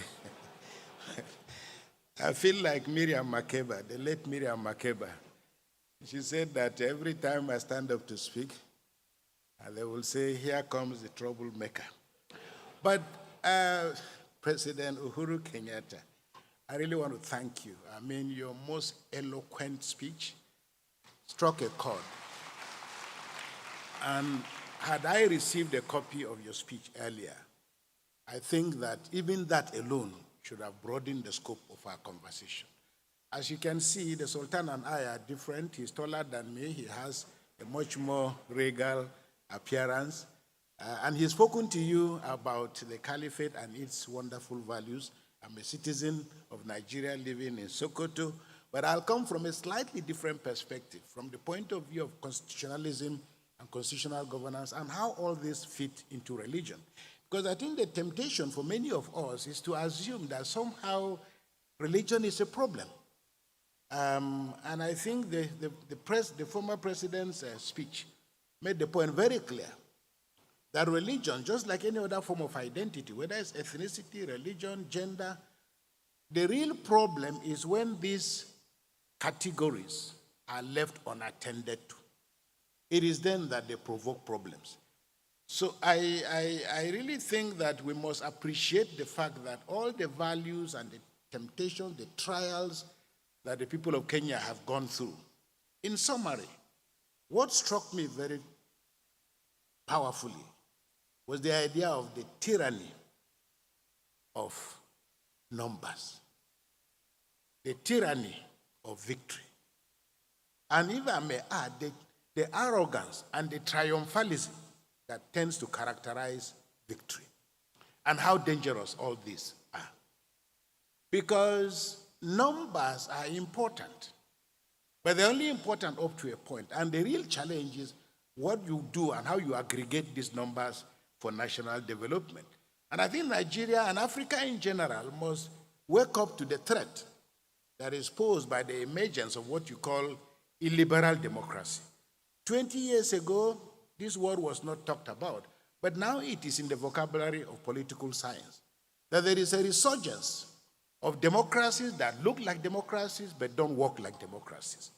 They conduct elections, they have judiciaries, they have political parties, but in the final analysis, they are a halfway house between the values of democracy and dictatorship and tyranny. And I think that the guest speaker has given us all the ingredients we require to be able to walk through the challenges. And I saw the vice president-elect smiling. He's somebody I already know, and I appreciate the depth of his intellect and his capacity to process a lot of the issues that are on the table. There are many people, including Christians, who will be disappointed that Bishop Kuka is standing here, because a lot has been made out of the fact that we are dealing with a Muslim set of people who have won the elections. What are the implications of this for Nigeria? And of course, with one side of our mouth, we also say as Nigerians that we want people to be able to govern us, who love us, who cherish us, and who understand the principles of the management of diversity. Now, we will not be nervous, and we really should not be nervous about the future. Not only because it is in the hands of God, but I think that the greatest value, and I hope that this lecture that has been delivered by Uhuru Kenyatta, although unfortunately, sir, you've been in Nigeria twice, but we are not yet Uhuru. We are aspiring. We're not yet Uhuru yet. But I hope that it provides the incoming government with the texture, the material that it requires. Because how to build a good society is not a complicated thing. It is not a complicated thing. And the principles and the question, because one of the things that SGF said to me was also the fact that we'll be talking about the fact that as Nigerians, we are better together. Everybody knows that we are better together. But the first question to ask is, who are we? After 9/11, the American political scientists were asking the question, who are we? Because there was a problem in terms of who people are. And I think if you live in Nigeria, all of us know. And this is why those who listen to me will attest to the fact that I don't like to talk about religion, in part because I don't believe there is a religious problem. But somehow the Western media, the Nigerian media, and the political elite have assumed the fact that there is something between religions and that there is a conflict between religions. There is absolutely no conflict between religions. I say to people, assuming, for example, we all have knives in our houses. Assuming you come back from work and your wife is in the kitchen, and she comes to welcome you with a knife in her back with which she's been slicing onions. You will have no problem entering the house. But if you had a fight with your wife before you left the house, and your husband comes back and knocks on the door, and you see your wife with a knife, you will pull back. So knives by themselves are not a problem. It's what you do with them. In the same way that, identities are not a problem. Identities are not a problem. It's how you activate those identities and what you do with them. Now, will I be walking around Nigeria? And people say to me, we worry about you being in Sokoto, And, when I speak, I can tell a million stories. And I give you an example. What happened in Sokoto? With the tragic story of Deborah. I had gone for a burial of the father of one of my priests, and I was on my way back in a car when I got a call to say that one of my priests called me to say, look, this is what is happening. And I got to Abuja, and I got telephone calls from everywhere. Where are you? I said, I'm in Abuja. He said, I hope you remain in Abuja. I hope you're not going back to Sokoto anytime soon. My family members who called me, I said, so what am I supposed to do? No, remain in Abuja. Some people say, leave the country. And I said, to go where? And people could not understand. When I had to go back to Sokoto the next day, People say to me, I had to just tell my friend, where are you? I told them I'm in Abuja. But when I got to Sokoto, I walked to my house. And for me, it's a very powerful image. As I entered my house, just as I got to the gate, I saw an armored tank, soldiers, their numbers, guarding my house. And I was touched. I came out of the vehicle and I greeted all the soldiers. I shook all of them. But I saw from their faces, they looked to me very much like Fulani people. The soldiers who were guarding my house. By their height and so on. So when I went in, then later in the evening, I came back and I started talking to them. There were about 12 or 14 of them. First of all, I looked at them with all their equipment, they're there in my house. After we greeted, I went back. At about 6:30 to 7, I came out, stood by my balcony. And I saw all of them done their ablution. They are preparing for their salah. And they prayed in my house. I'm looking at them. And this is Sokoto I'm supposed to be running away from. And here are these people, they are Muslims, they are Nigerians, they are here to protect me. Nigeria is a complex country of great possibilities, great contradictions, about which we will not be in this crisis. Managing diversity is a science. The World Bank knows this. My brother, Dr. Akunyumi, is here. He's going to talk about all this. They understand. And no country, no business, no family, no organization has a future if you don't figure out how to manage diversity. I want to conclude by saying religion has been turned into a weapon, and it's a weapon of choice for politics and politicians. The danger and the challenge for us as religious leaders, because the Conservative Party in England, because the British government was a theocratic state, so to say, and the Conservative Party was literally part of the Anglican Church.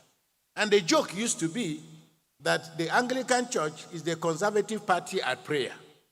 The danger with being captured by politicians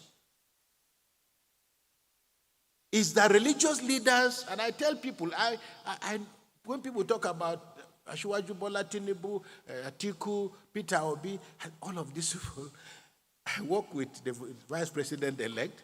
I served for 6 years or so in Atiku's university. Peter Obi is my very close friend of very many years. And I'm a Nigerian, and I can work with anybody.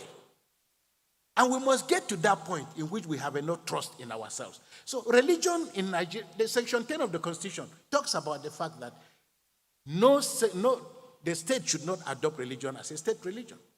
But we know that the reality is completely different. So the challenge for us going forward is to address the issue. What is the meeting point between religion and politics? For us as Christians and as Muslims, we must understand we are first of all citizens of the Federal Republic of Nigeria who just happen to be Christians or Muslims. We could be anything else. And our inability to appreciate those differences also is directly related to the way the political class has continued to treat us. Let me put it that way. Because if you are not able to manage diversity well, people have gotten out their pens and their pencils. When you call out ministers, everybody is looking at who is from my village, who is from my town. Because, no thanks, we have come to associate opportunity, privilege with having your own person in power. It's not the way to go, but the reality has led us otherwise.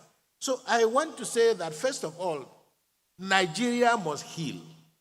Nigeria must heal. But we also must have the courage to identify the scars, the wounds, the injuries. The worst thing that can happen to us is to pretend that everything is okay, because everything is not okay. We have so many of our citizens who have lost their lives. We have so many of our citizens who are still in captivity. Managing diversity and managing differences is not about religious leaders talking together. It is about whether the state can create the kind of infrastructure, the guardrails, that can help Nigerians move as citizens of their country. But right now, there is how people feel because they are Christians or Muslims. There is how people feel because they are women. The levels and categories of exclusion are so tremendous and so immense.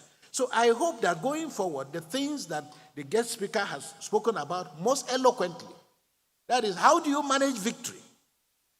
How do you manage victory? How do you mutate from being a politician who was contesting election to being a politician who has won elections?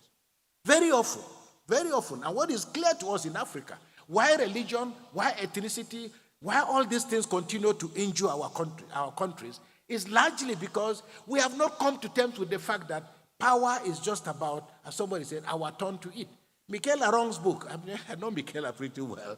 She autographed a copy of her book. But her arguments were most eloquent because her arguments were largely, if the Kalenjin did very well under Arab Moi, and if your dad and Mwai Kibaki and other people who are, if they've done well, it was almost natural that the man contesting for election against you would say, it is our own turn to eat, and we can see what power has been. Therefore, it is our turn to continue with the things that other people have done, privilege their community, privilege their... So we cannot grow a country like this. We will remain volatile. And as you see on a racetrack, everybody stands or kneels differently. There is no advantage. The locations may be different. But when the gun is fired, the man who is right closer to the inner part of the ring is a little bit away. We don't expect that all of us will finish, but let us create an environment in which all of us can compete. And we will win according to our energy and our speed.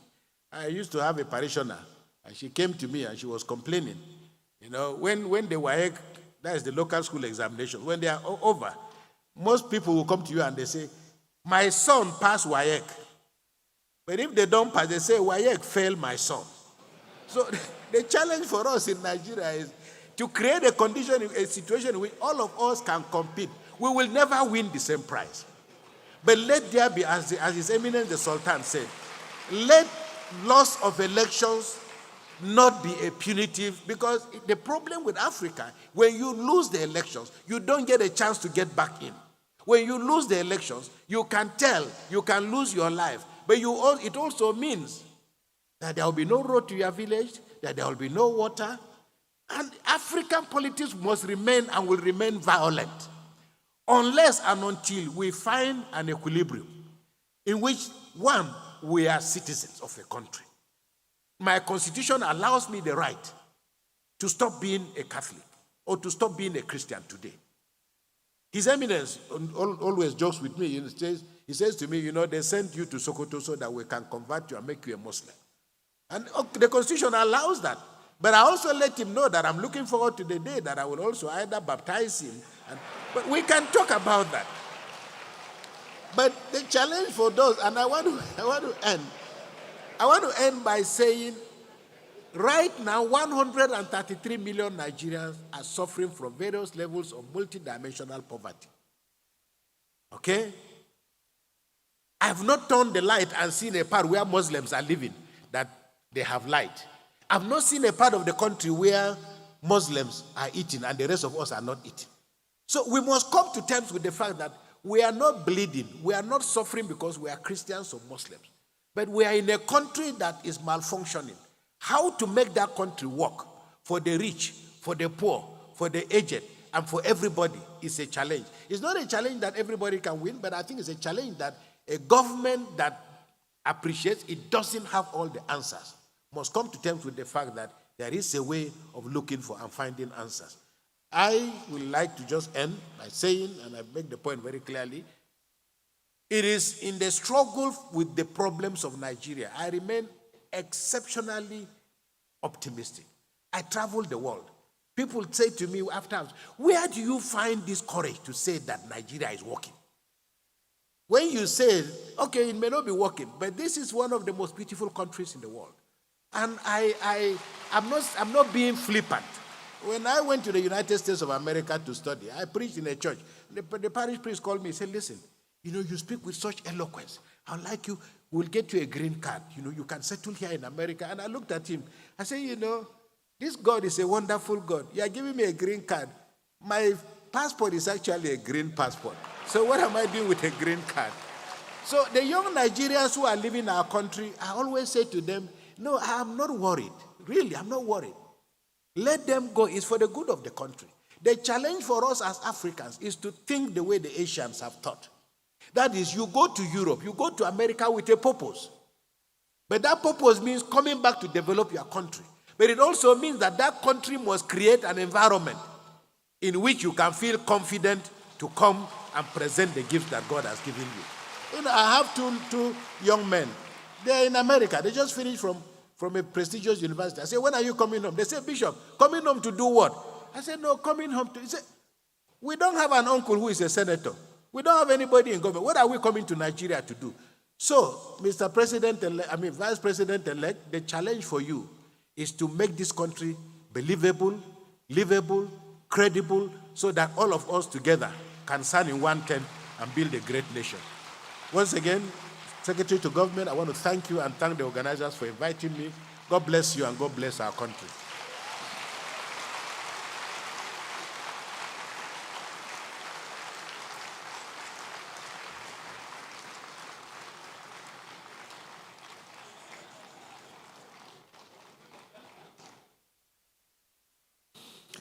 Dr.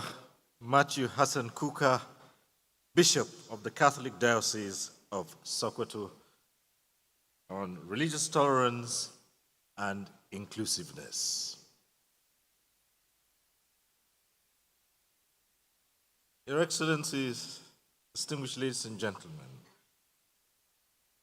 there is another contribution, and this is on security and development by the Deputy Secretary General of the United Nations, Dr. Amina Mohammed, GCON. She has sent in a message, and in the next few minutes, we'll be listening to the message. Amina J. Mohammed, GCON, who served as advisor to 4 successive presidents of the Federal Republic of Nigeria on poverty, public sector reform, and sustainable development. She also served as Minister of the Federal Republic of Nigeria. She is presently the Deputy Secretary General of the United Nations and Chair of the United Nations Sustainable Development Groups. She served on numerous international advisory boards, including the UN Secretary General's High-Level Panel on Post-2015 Development Agenda, as well as chaired the advisory board of the United Nations Educational, Scientific, and Cultural Organization, UNESCO Global Monitoring Report on Education. She is a recipient of various global awards. I invite you to now listen to the message of Dr. Amina Mohammed, GCON, on security and development.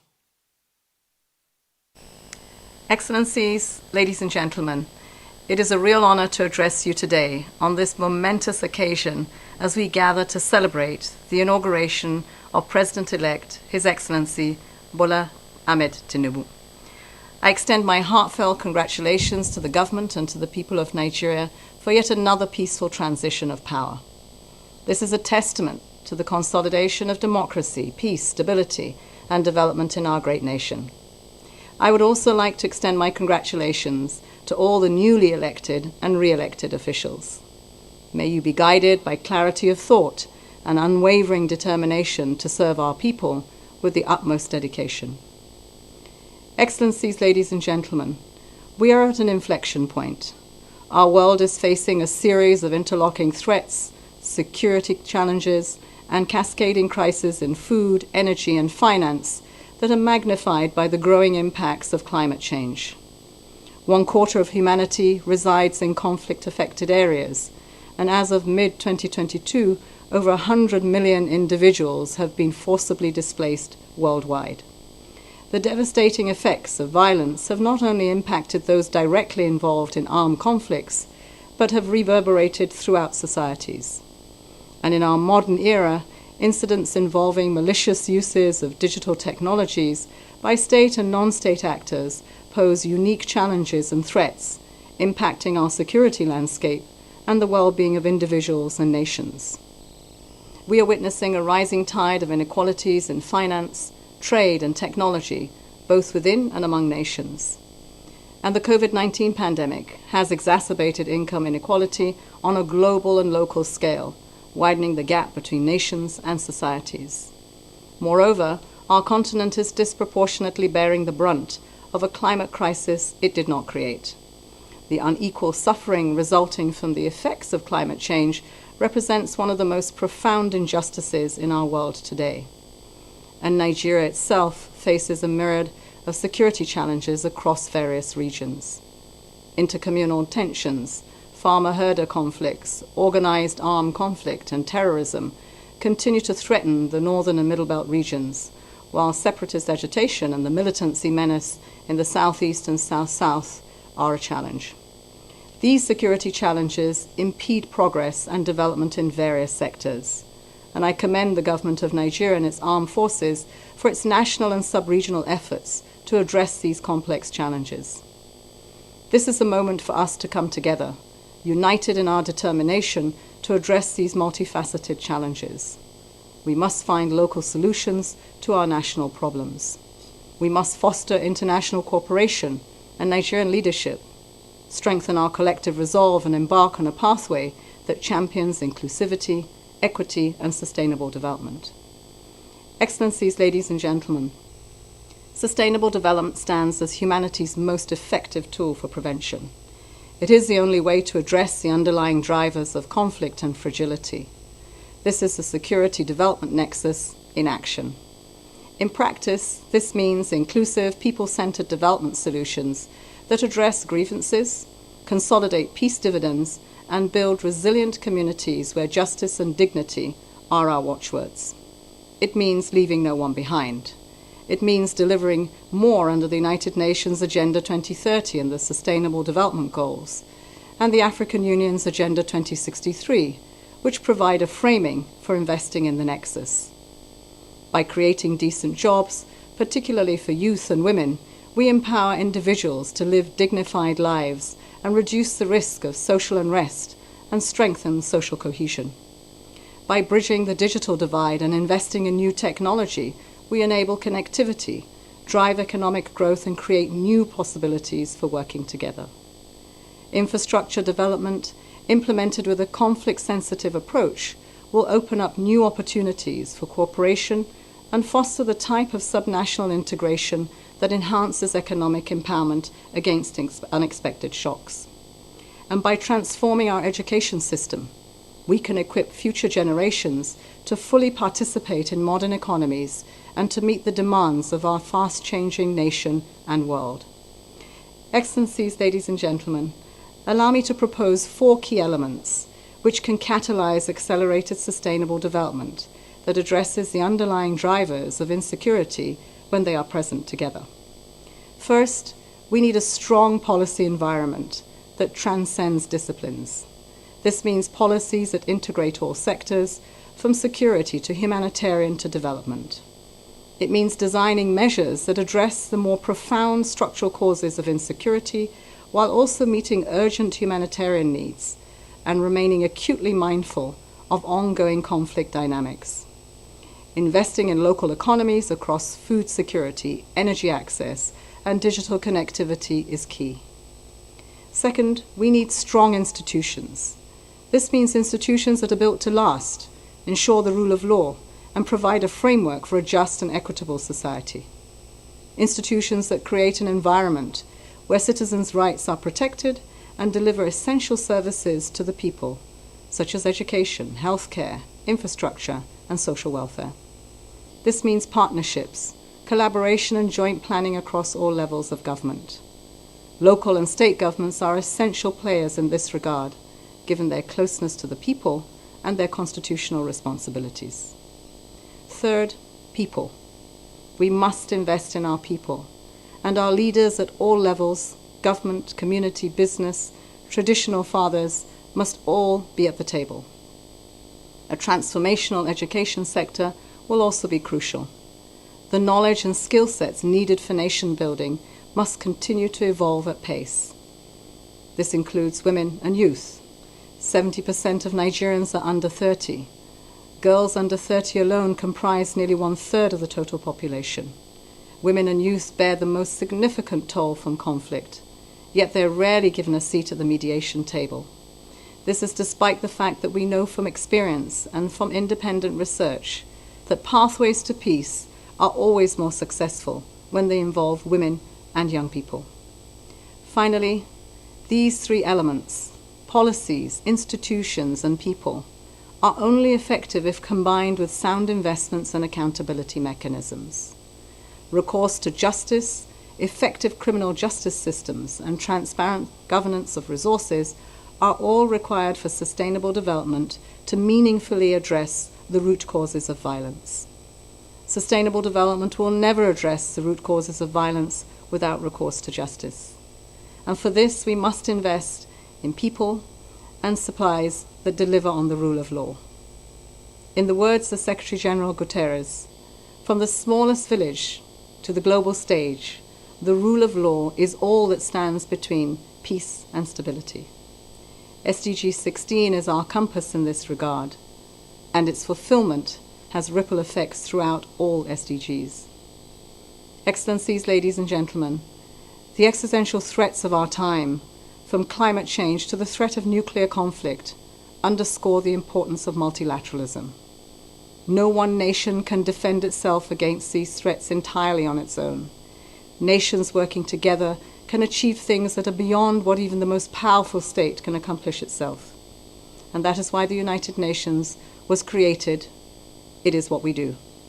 Convene for peace and give hope in times of cascading crises.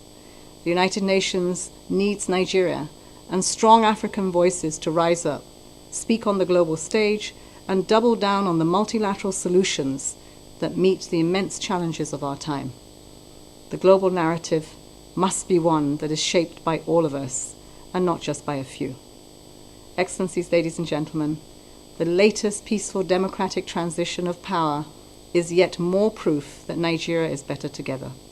Our deepening democracy is consolidating the foundations of a prosperous future together. Your responsibility as leaders of this great nation is to continue this trajectory and to guide the people of Nigeria along inclusive pathways of peace and development that leave absolutely no one behind. It is time to be humbled by the weight of this responsibility for over 220 million Nigerians. And we at the United Nations are committed to helping you achieve a peaceful and prosperous Nigeria where all Nigerians will thrive. I thank you.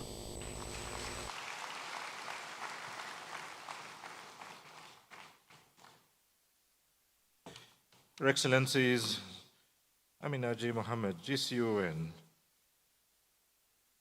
Deputy Secretary General of the United Nations and Chair of the United Nations Sustainable Development Groups, delivering a message there. The Nigerian economy comes into focus as we take on the next contribution. This is strengthening the Nigerian economy. A contributor who will speak to the issues is no other than Dr. Akinwumi Adesina, a former minister of the Federal Republic of Nigeria and presently the president of the African Development Bank Group, where he is currently serving his second term. Under his tenure, Dr. Adesina introduced innovations that made the African Development Bank Group achieve the highest capital increase since its inception in 1964. Dr. Adesina has been honored with several awards, and in 2017 he was conferred with the World Food Prize, also known as the Nobel Prize for Agriculture. Dr. Adesina was also announced as the winner of the 2020 Distinguished Fellowship Award by the Academy of Public Health, the flagship body of the West African Institute of Public Health, in December 2020. Your Excellencies, distinguished ladies and gentlemen, Dr. Akinwumi Adesina, President, African Development Bank, AFDB, strengthening the Nigerian economy.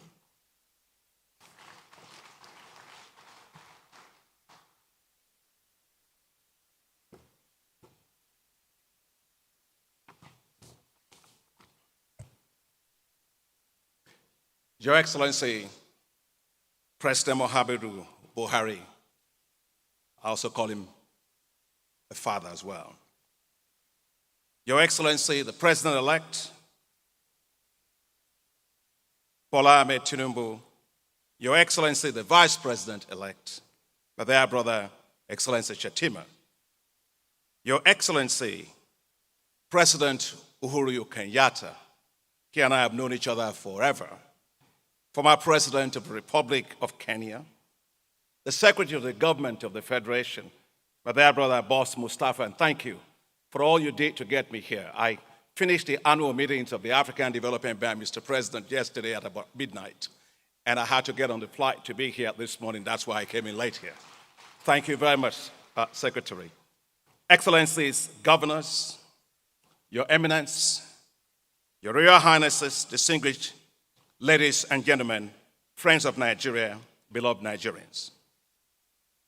I wish to start by thanking you, Mr. President, for inviting me to the ceremonies for the swearing in of the incoming president, His Excellency Bola Ahmed Tinubu. I would like to congratulate you, Mr. President, for this achievement of the 7th democratic transition of our beloved country. I would like to congratulate the incoming president and also the incoming vice president. I wish to thank the Secretary of the Government of the Federation, Boss Mustafa, the chairman and members of the Presidential Transition Council for inviting me to speak at this inauguration lecture for the incoming president of Nigeria.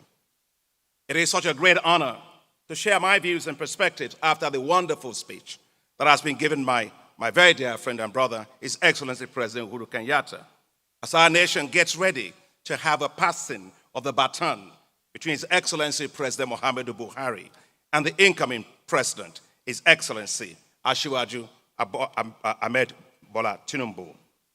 It is your turn.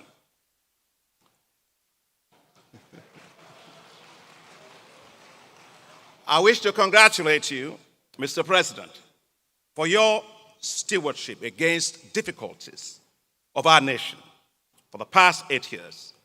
And thank you most sincerely, Mr. President, for your support for me as President of the African Development Bank. People say great things about what, by God's grace, we've been able to achieve. But unless I was sent on a mission and supported on that mission, it would not have been possible. I'd like to thank you, Mr. President, because without your support in 2015, and you're standing beside me and behind me in the rough times of 2020, I will not be president of the African Development Bank. Mr. President, I was brought up as a kid to always go back to their elders and thank them. And we always say that the person who sent you on an errand is the person you go back to thank and give the report back to. And so I'll just say two things as I thank you, because I will not have another opportunity to thank you. The African Development Bank, Mr. President, was ranked this year as the most transparent financial institution in the world. And last year, Your Excellency, Mr. President, the African Development Bank was ranked as the best multilateral financial institution in the world. And so as you take leave as President, please accept my deepest gratitude, because without your support, I wouldn't have been there. And I want to thank you so much that you can take pride in these achievements as you go. And my dear brother, Bishop Kuka, was talking about Nigerian. I am proudly Nigerian. I will live as a Nigerian. I'll die as a Nigerian. And I'll ask God for permission on Resurrection Day if I might just hold a green, white, green flag in my hand, and that would be great. I would like to congratulate the incoming president, His Excellency Bola Ahmed Tinubu, GCFR, who will take over the mantle of leadership from Nigeria from you. I'm delighted that my very dear friend, President Uhuru Kenyatta, the former president of Kenya, was invited to deliver the inauguration lecture. He is a great leader, not only in Kenya, a great leader for Africa.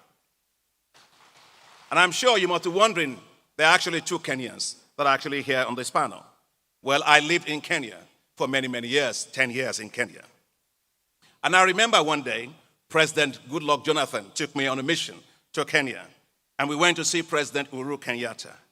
And as the two presidents were introducing members of their delegations, President Jonathan said to President Uhuru Kenyatta, "Here is Dr. Adeshina, Minister of Agriculture," to which President Kenyatta responded, "Yes, Adeshina is the Kenyan on loan to Nigeria."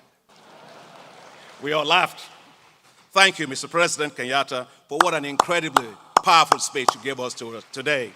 Very, very insightful. Your Excellencies, the election of a new president always elicits hope. Nigeria will be looking to you as President Tinubu and Vice President Shettima on your first day in office with hope. Hope that you will assure security, peace, and stability. Hope that you will heal and unite a fractious nation. Hope that you will rise above party lines and forge a compelling force to move the nation forward with inclusiveness, fairness, equity, and justice.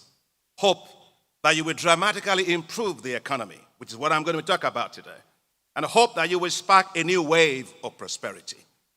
And hope must be brought to the present, as hope deferred makes the heart grow weary.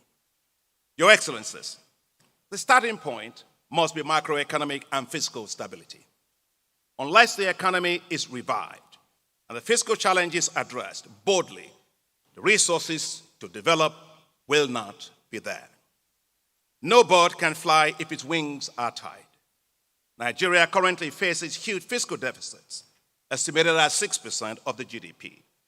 This has been due to several challenges, including low receipts to dwindling revenues from export of crude oil, vandalism of pipelines, and illegal bunkering of crude oil. According to Nigeria's Debt Management Office, Nigeria now spends 96% of its revenue servicing debt, with the debt-to-revenue ratio rising from 83.2% in 2021 to 96.3% by 2022. Some will argue that the debt-to-GDP ratio at 34% is still low compared to other countries in Africa, and that is absolutely correct.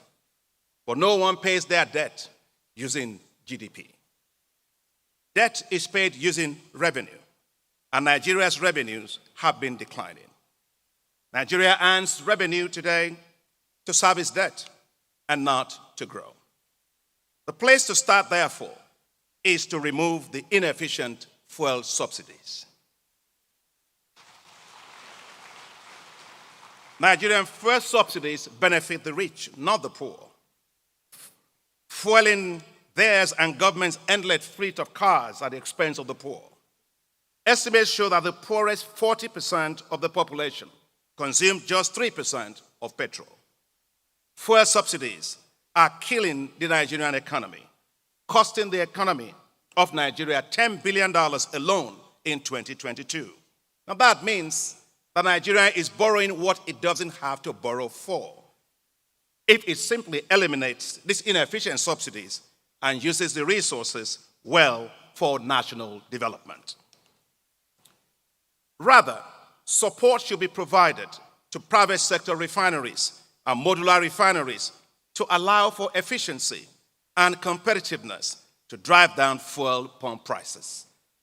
The newly commissioned Dangote refinery, by Your Excellency, Mr. President, the largest single-train petroleum refinery in the world, as well as the petrochemical complex, will revolutionize Nigeria's economy. And congratulations to you, Mr. President. I'd also like to give congratulations to my dear brother, Aliko Dangote, for his amazing $19 billion investment. You got Nigerians, Mr. President, who believe in Nigeria. He's one of them. I am one of them. And we are many of us. We believe in Nigeria. Your Excellencies, there's also an urgent need to look at the cost of governance. The cost of governance in Nigeria is way too high and should be drastically reduced to free up more resources for development. Nigeria is spending very little on development. Today, Nigeria is ranked among the countries with the lowest human capital development index in the world, with a rank of 167 among 174 countries globally. according to the World Bank 2022 Public Expenditure Review Report. To meet Nigeria's massive infrastructure needs, according to this report, we require $3 trillion by 2050. According to the report, at the current rate, it will take 300 years to provide the minimum level of infrastructure needed for Nigeria's development. All living Nigerians today and many generations to come will be long gone by then. We must therefore change this and change it decisively. Nigeria must rely more on the private sector for infrastructure development to reduce the fiscal burdens on the shoulders of government. Your Excellencies, much can be done to raise tax revenue, as tax to GDP ratio in Nigeria is still low. This must include improving tax collection, tax administration, but moving from tax exemption to tax redemption, ensuring that multinational companies pay appropriate royalties and taxes, and that leakages in tax collection are closed.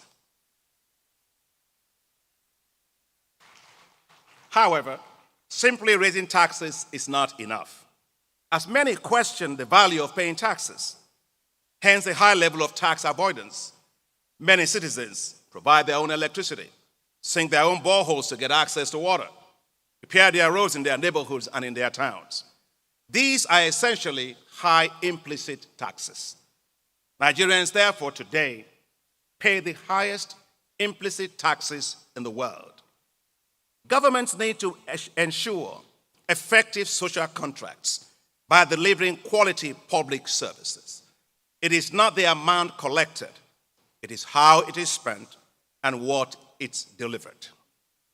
Nations that grow better, they run effective governments that assure social contracts with their citizens. Your Excellencies, we must rebalance the structure and performance of the economy. A very common refrain in Nigeria with every successive government is, we need to diversify the economy. But is it really so? The economy of Nigeria is one of the most diversified in Africa, with the oil sector accounting for only 15% of the GDP, and 85% is accounted for by other sectors. Nigeria's challenge is not diversification. Nigeria's challenge is revenue concentration. And that is because the oil sector accounts for 75.4% of export revenue and 50% of all government revenue. The solution, therefore, is to unlock the bottlenecks that are hampering the 85% of the economy. These include low productivity, very poor infrastructure and logistics, despite gains being made, epileptic power supply, inadequate access to finance for small and medium-sized enterprises. Nigeria must also shift away from just relying on import substitution to export-focused industrialization. No team in soccer can ever win by playing defense. Every team that wins in soccer, they win by playing offense. When you do export-led industrialization, that's offense. That's how economics will grow, and that's how we will thrive. Your Excellencies, for faster growth, Nigeria must fix decisively the issue of power once and for all. There is no justification for Nigeria not having enough power. The abnormal have simply become normal. Nigeria's private sector is hampered by the high cost of power. Providing electricity will make Nigerian industries more competitive, especially within the context of the African Continental Free Trade Area. And it's actually not brain surgery. Let me give two examples, Kenya and Egypt. With the support of the African Development Bank, working with President Kenyatta, he was able to expand electricity access in Kenya from 32% in 2013 to 75% in 2022. What an incredible achievement in just a period of 10 years. Today, 86% of Kenya's economy is powered by renewable energy.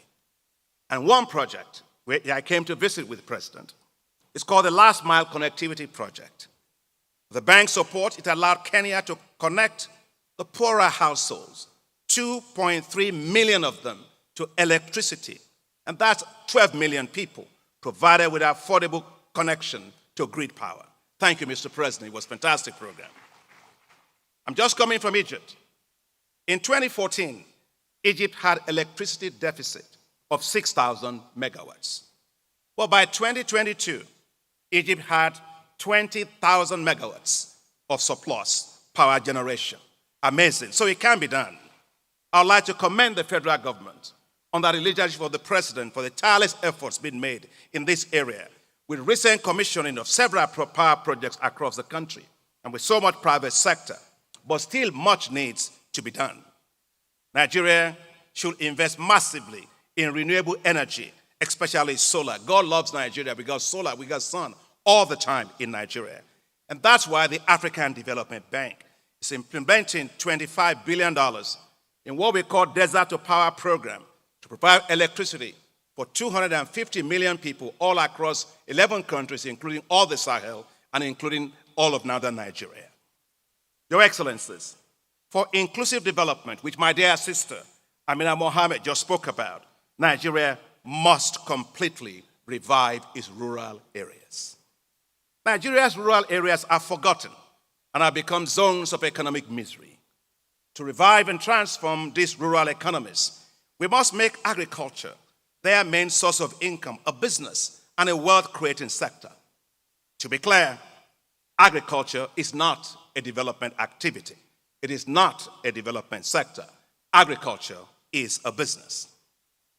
The development of special agro-industrial processing zones will transform agriculture in Nigeria, add value for agricultural value chains, and attract private sector food and agriculture businesses into these rural areas. Special agro-industrial processing zones will help to turn the rural areas into new zones of economic prosperity and create millions of jobs. The African Development Bank, with your support, Mr. President, the Islamic Development Bank, and the International Fund for Agricultural Development are currently supporting Nigeria to implement a $518 million special agro-industrial processing zone program in 7 states of the country. And we've received, and the FCT, already we have requests from 19 states to have that done. We are ready, Mr. President, and incoming Mr. Vice President and incoming President. We are fully ready to help you to expand this into every single state in Nigeria. And we are equally ready to help to revamp agricultural lending institutions to help modernize food and agriculture sector. Your Excellencies, the best asset of Nigeria is not its natural resources. Nigeria's best asset is its human capital. We must therefore invest heavily in human capital to build up Nigeria's skills that we need to be globally competitive in a rapidly digitized global economy. We must build world-class educational institutions, accelerate skills development in science, technology, engineering, and mathematics, as well as in ICT, computer coding, which are not the jobs of the past, but the jobs of the future. Your Excellencies, there is an urgent need to unleash the potential of the youth. Today, over 75% of the population of Nigeria is under the age of 35. This presents a demographic advantage, but it must be turned into an economic advantage. Nigeria must create youth-based wealth. We must move from the so-called youth empowerment programs. The youth do not need handouts. They need investments. The current banking system will not lend to the youth. If you're a young person, you go to a bank, they ask you, how old are you? You say 21 years old. They ask you, go bring your tax receipts for the last 25 years. How does that work?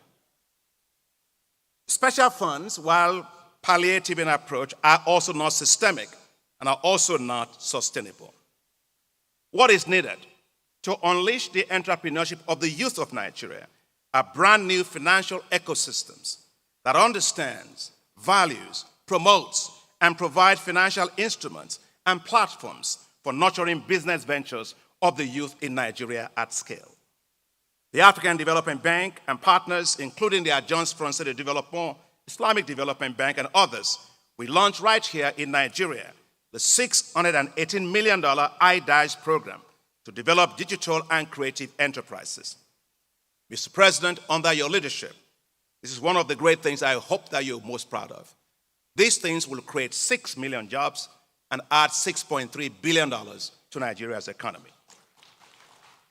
Your Excellencies, as I close, the African Development Bank is currently working with central banks and countries all across Africa to design and to support the establishment of youth entrepreneurship investment banks.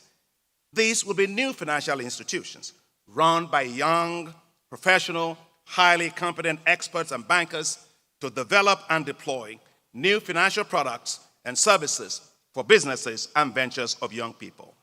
Several African countries have already agreed to set up the youth entrepreneurship investment banks. Nigeria should establish the Youth Entrepreneurship Investment Bank.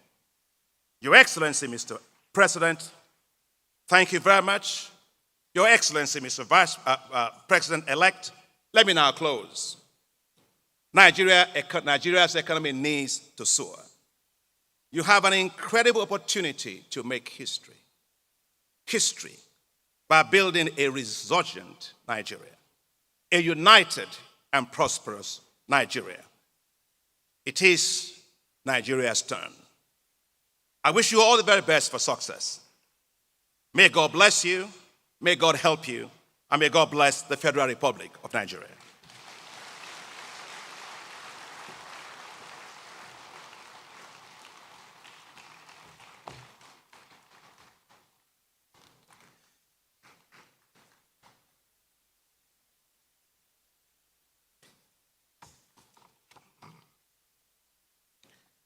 Dr. Akinwumi Adesina, President, African Development Bank, speaking on strengthening the Nigerian economy.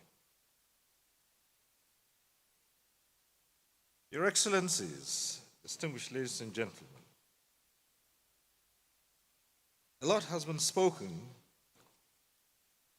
about youth inclusiveness and perspective of the youth. In this inauguration lecture now comes with the next contributor, Dayo Israel, a holder of the LLB and Master of Arts in International Relations.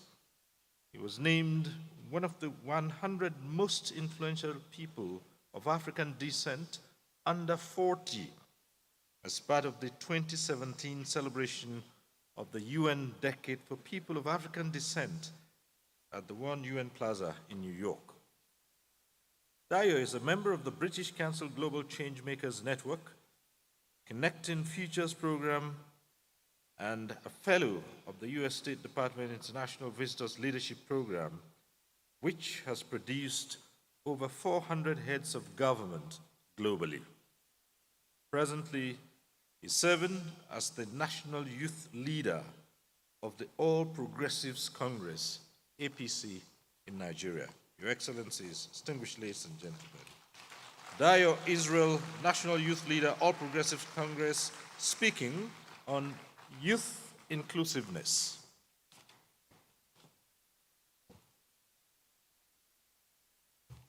Your Excellency, the President and Commander-in-Chief of the Armed Forces of the Federal Republic of Nigeria, a fine gentleman who served this country with all honor and was looking forward to go back to Katsina on Monday by the grace of the Almighty, President Muhammadu Buhari, GCFR.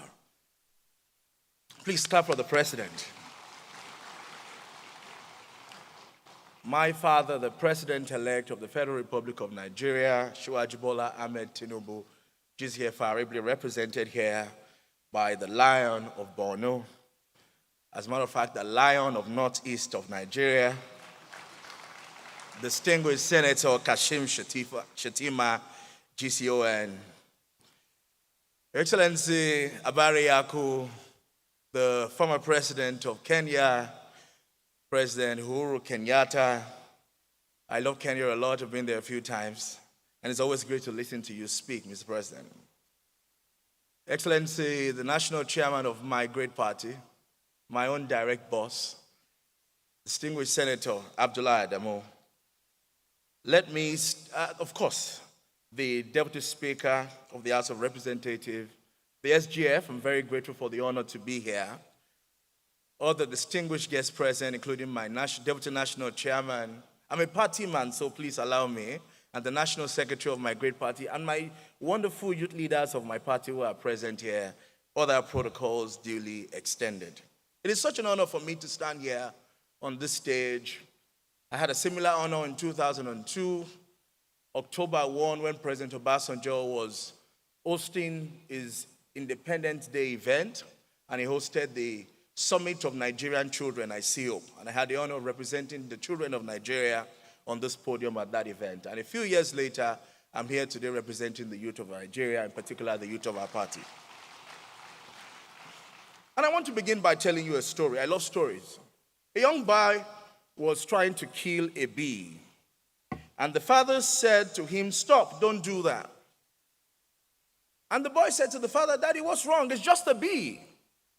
And the father said, "Don't you ever say it's just a bee. It's not just a bee. Because without this bee, thousands of plants around the world would go unpollinated. Without this bee, the rates of fruit and vegetable produce would decline and lead to famine. Without this bee, many crops would die and farmers will go bankrupt.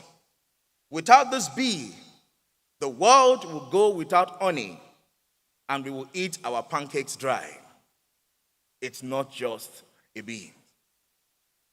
And that reminds me that the bee here we're talking about is the wonderful young people of Nigeria. We're not just young people. We're not just youths. We're the lushness of this green land. The best resource, like Dr. Akinwumi Adesina spoke about, that Nigeria has to offer.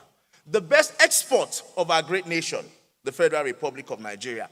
We may look insignificant, but we're over 60% of the population of this country, and more importantly, President Buhari, we are your tomorrow.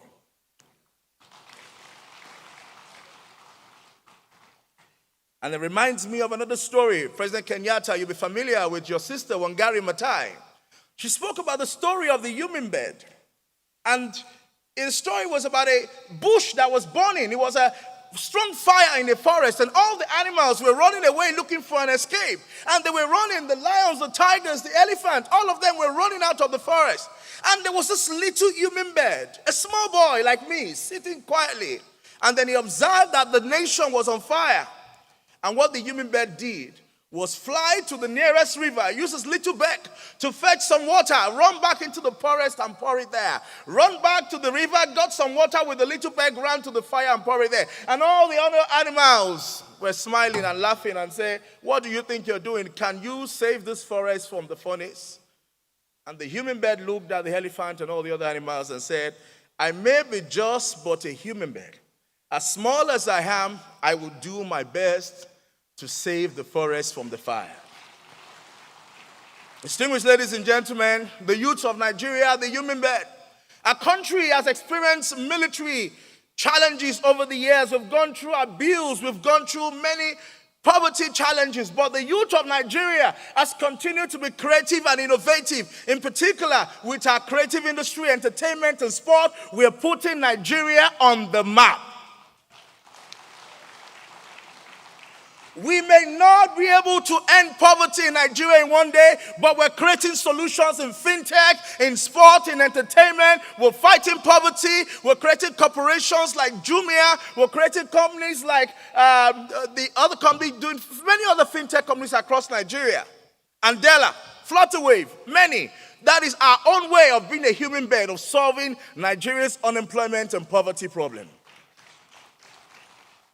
And so when you have the population that brings us the Grammy Award, that brings Nigeria on the entertainment scene, that brings on the screen in Antarctica, in the Caribbean, in North America, at the Grammys Award and the Emmys Award, why would you waste such a resource? What are we doing with this resource. And that's why yesterday at the villa, we had an interaction with the president, Muhammadu Buhari. And everybody was thanking the president and said, thank you for Second Niger Bridge. Thank you for Maradi Trail Service. Thank you for Lagos-Ibadan Expressway. I said to Mr. President, sir, thank you for the Not Too Young to Run bill. Because by that single act of leadership of signing the Not Too Young to Run bill into law, it created a generational shift that made a 28-year-old girl become a member of the House of Representatives in this 10th assembly. If you want to clap for the youth, clap for us. And so, if we're going to deepen democracy, we've got to deepen youth participation in the public sector and in good governance. We've got to give young people a seat at the table. But let me also warn leaders. We have decided among ourselves, if you don't give us a seat at the table, we will go to the Kugbo wood market, we will buy woods, we'll buy nails, we'll make our own chair, and we'll bring it to the table.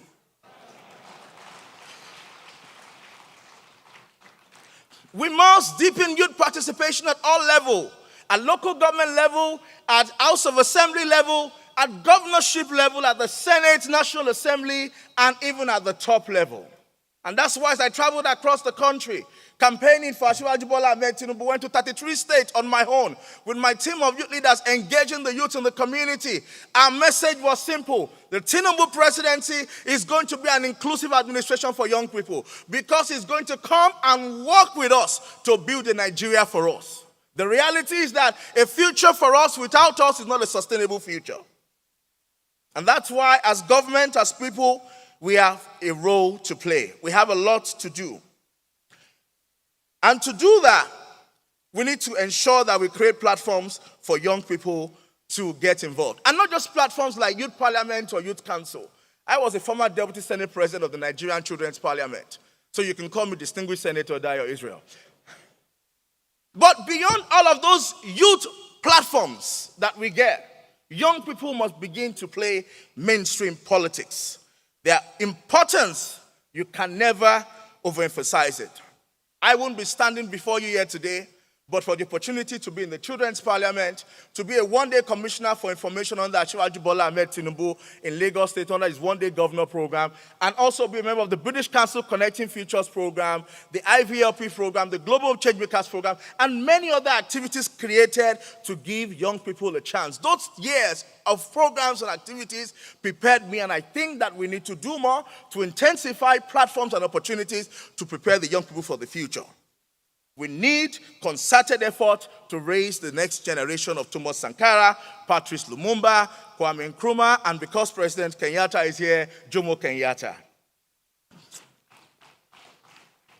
We need to consciously create the next generation and build and mentor the next Muhammadu Buhari, the next Asiwaju Bola Ahmed Tinubu. Because Asiwaju did not get here in one day. It was a combination of many years, over 30 years of participation in governance preparation for where he is today. And so we need to begin to prepare that 20-year-old person, that 30-year-old person that is going to take over from you and lead Nigeria to the path of greatness than you have done. There are many like us who are out there. And you know, I'm a Christian and I love to take my wisdom from the scripture. It says that children are like arrows in the hand of the mighty. In other words, if you are a mighty man, you're going to war, you have an arrow in your hand. If you keep the arrow in your pocket or in your bag, it's useless.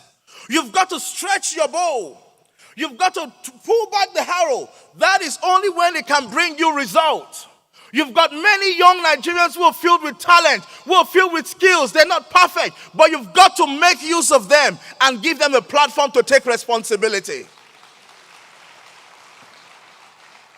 And we're doing our best on our own. We're building empires in techs, in corporate financing. We're raising capitals, even more than some banks. Many young people are raising investment in multi-billion dollars. So who says we are not ready? We are the ready generation. We only need an opportunity. We only need a seat at the table. We have excelled in sport. We've put Africa on the map. We have created result. We only need intergenerational collaboration because we're also responsible for the future of this country. We are going to be living in that future. And that's why, as I begin to wrap up, I want to take another wisdom from Joel chapter 1, verse 28. It says, in the last day I will pour my spirit upon flesh. And it says, your sons and daughter will prophesy. In other words, they will speak of the things that have not happened.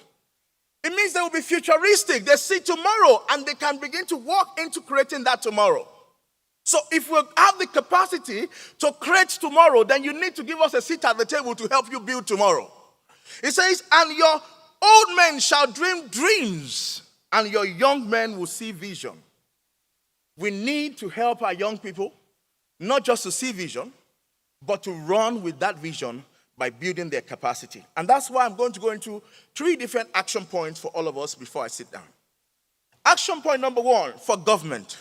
As government leaders, Vice President Shettima, the administration of the Tinubu Shettima must prioritize giving young people tools to become equal discussion partners like I am today. You must prepare us, provide a platform at which we can be more than just essays and SLAs and PAs, essay media, to give us real assignment, give us challenges. Let me borrow the word of Caleb in the scripture. Give us this mountain. But you must prepare us. We must prioritize building capacity, training, and reforming of the educational system. Before I came in to become national youth leader of the APC, I was privileged by the grace of God and with the support of my governor, Babajide Olusola Sanwo-Olu, to be a permanent board member of the Lagos State Universal Basic Education Board, SUBEB. And the reason I was a permanent board member of SUBEB was also because there was a policy in Lagos that said that our board must have a woman and a youth as members of the board. Vice President Shettima, it is our call on behalf of the youth of our party that the new administration should expand its policy to ensure that no board appointment, agency, parastatals, without a young person as a member. Youth, am I speaking your mind? We are demanding a seat at the table. Every board, every agency, NNPC, NPA, NPIC, every board, a seat for young people. We have worked for the party. We have the capacity. We have the potential. We need the platform. Are we not ready? Can we not do it? Test us, sir. We need to give young people the skills to be able to compete globally. We need to create a platform for internship and volunteerism. Like Dr. Akiku Madeshina said, we must invest in youth innovation, youth community action, and youth enterprise. There are many young people who are running development projects in their communities, NGO projects. They need grants, they need funding. We need to put money where our mouth is and support the young people. We must make it easy for young people to run for public office. And that's why I want to thank President Buhari one more time for the Not Too Young to Run bill. Building on that, I want to thank my national chairman, distinguished Senator Abdullahi Adamu. I went to the NWC when we got elected, and I asked that they please consider giving the young people 50% discount on the nomination form of the party. From presidency, that was 100 million, governorship, that was 50 million, House, Senate, that was 10 or so million, and we were able to get 50% discount nomination form for young people 18 to 40. I want to thank all my NWC colleagues for supporting that, and the NEC members that gave that a life. Because of that, Mr. President, Mr. Vice President-elect, we have over 13 young people under 40 elected into this 10th National Assembly of Nigeria who took advantage of our discount on nomination forms. We must strengthen civic education. We must create a sense of history. We must create a platform for intergenerational engagement. We must introduce policies that deepens youth inclusion in governance, like the Lagos State SUBEB law that allows for one young person to be on the board, and many more that the Tinubu Shettima administration will bring to bear. And to our parents, let me speak to you fathers and mothers. We must be like, I'm going to refer to the scriptures again, like Anna, when she was raising Samuel. She raised him concertedly with a mindset that she was raising someone special. No child becomes great without a concerted effort from his or her parent. We must make an effort to concertedly raise the next generation. In the family, we must restore back values in the family. You must remember that you are raising a king. To you, my young brothers and sisters, the youth of our great nation, in this hall and those watching me on live television, I'm saying this to you. You must be ready to stand up and take responsibility. You must be ready to learn, unlearn, and relearn in any form, either through individual programs or by registering from programs like the Carrington Youth Fellowship, the Mandela Washington Fellowship, the yearly program, or some of the ones that I participated on, the IVLP International Visitors Leadership Program, the British Council Global Changemakers, Connecting Futures, and many more that will be created under the Tinubu-Shettima administration. You must be ready to go out, go online, go and sign up, go and apply, go and showcase your capacity. Don't wait there for manna to come on your table. You've got to go out of your tent. Go out there and volunteer. I started my NGO when I was 8. I remember in December, I think it was 1999, 2000. I was at the Ganifawa Emi Olisa Agbakoba's This Day lecture at the This Day Dome in Apapa Surulere in Lagos, Apapa, Lagos. I remember the 1 million march of Ganifawa Emi. I was in the crowd. In 1998, when Afsat Abiola came back to Nigeria to run Kind, I was the youngest at the table. Myself, Jimmy Ate, Jikate, I think it was with NTA, Jikato, with NTA, Jimmy Ate, Collins Babalola, and many of Professor Wole Soyinka. A young boy in my school uniform, but already getting involved in the NGO. And that's why in 2002, May, I was selected to represent all the young people of Nigeria at the UN General Assembly Special Session on Children in New York, and came back to Nigeria to chair the ICO in October. At a young age, I was already getting involved. I was volunteering. I was participating. I was doing community action in my secondary school. You have to be able to build your own future. You have to step out. You cannot wait for government to do it all for you. You need to take responsibility. We need to invest in digital literacy and provide access to information for young people. And let me wrap up, Your Excellency, with a story. A young boy went to an old man. I said the story at the villa some time ago. I'll repeat it. And he said, Baba, I want to know what the future holds for me. Is my future great or is it dim? And the old man said to the young man, what is in your hand? He said, I have a butterfly. He said, so what do you want to know? He said, I want you to tell me if this butterfly is dead or alive. The butterfly was alive in the hand of the young man, but his goal was that if the old man, wise old man, said that the butterfly was dead, he will open his hand and the butterfly will fly out.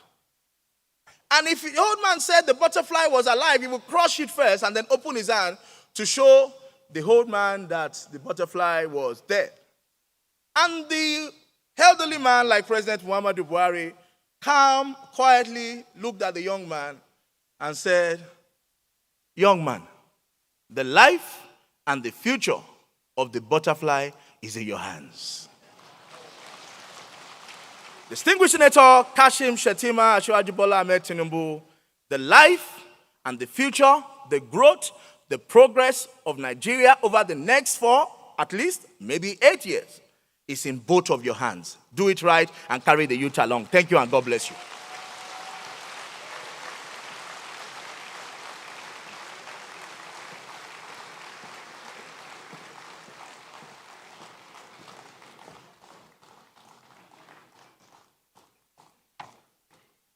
Your Excellencies, distinguished ladies and gentlemen, Dio Israel, the National Youth Leader, All Progressive Congress, on the topic Youth Inclusiveness, on this day that we take the 2023 Presidential Inauguration Lecture, and he has brought forward the youth perspective. While Dio Israel was speaking, Cyril and I felt that perhaps the definition of youth in Nigeria should involve myself and Cyril, irrespective of age, so that way we can borrow some of Dio Israel's energy. But more than anything else, Dio has spoken about intergenerational relationship and getting youth included and giving them a seat on the table. And if they do not get a seat on the table, they will make their own seat with a carpenter and bring their chair to the table. Your Excellency, distinguished ladies and gentlemen, Mr. Dio Israel.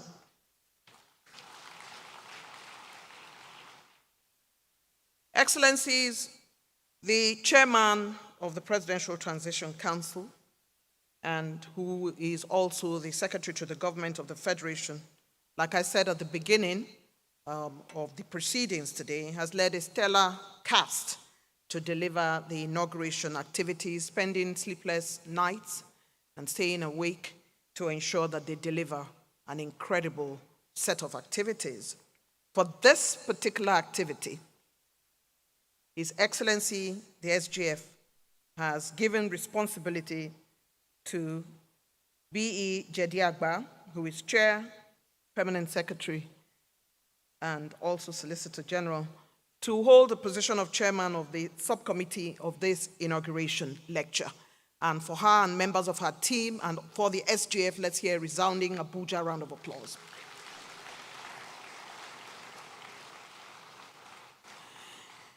Excellencies, the inauguration keynote speaker, His Excellency Uhuru Kenyatta, describes President Muhammadu Buhari as his brother.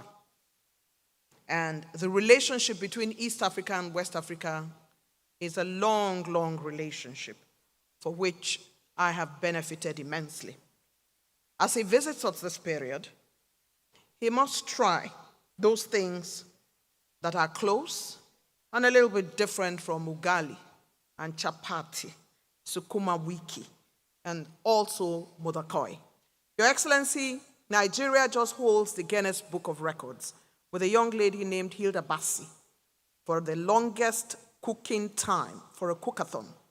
Her name, Hilda Bassi, and our jollof rice continues to be one of the finest in the world. And as we heard from one of our speakers, food can indeed become an economic resource and can become a business. Africa's food is indeed one of the best in the world, and we must promote it across board. It is delightful to be here this morning, and for all of us who are here in the room, we are making history. It is time, Your Excellencies, distinguished ladies and gentlemen, to invite to the podium the Special Advisor to the President, Policy and Coordination, Dr. Habiba Lawal, to deliver a vote of thanks ahead of all the other speeches. Dr. Lawal, let's encourage her as she makes her way to the podium.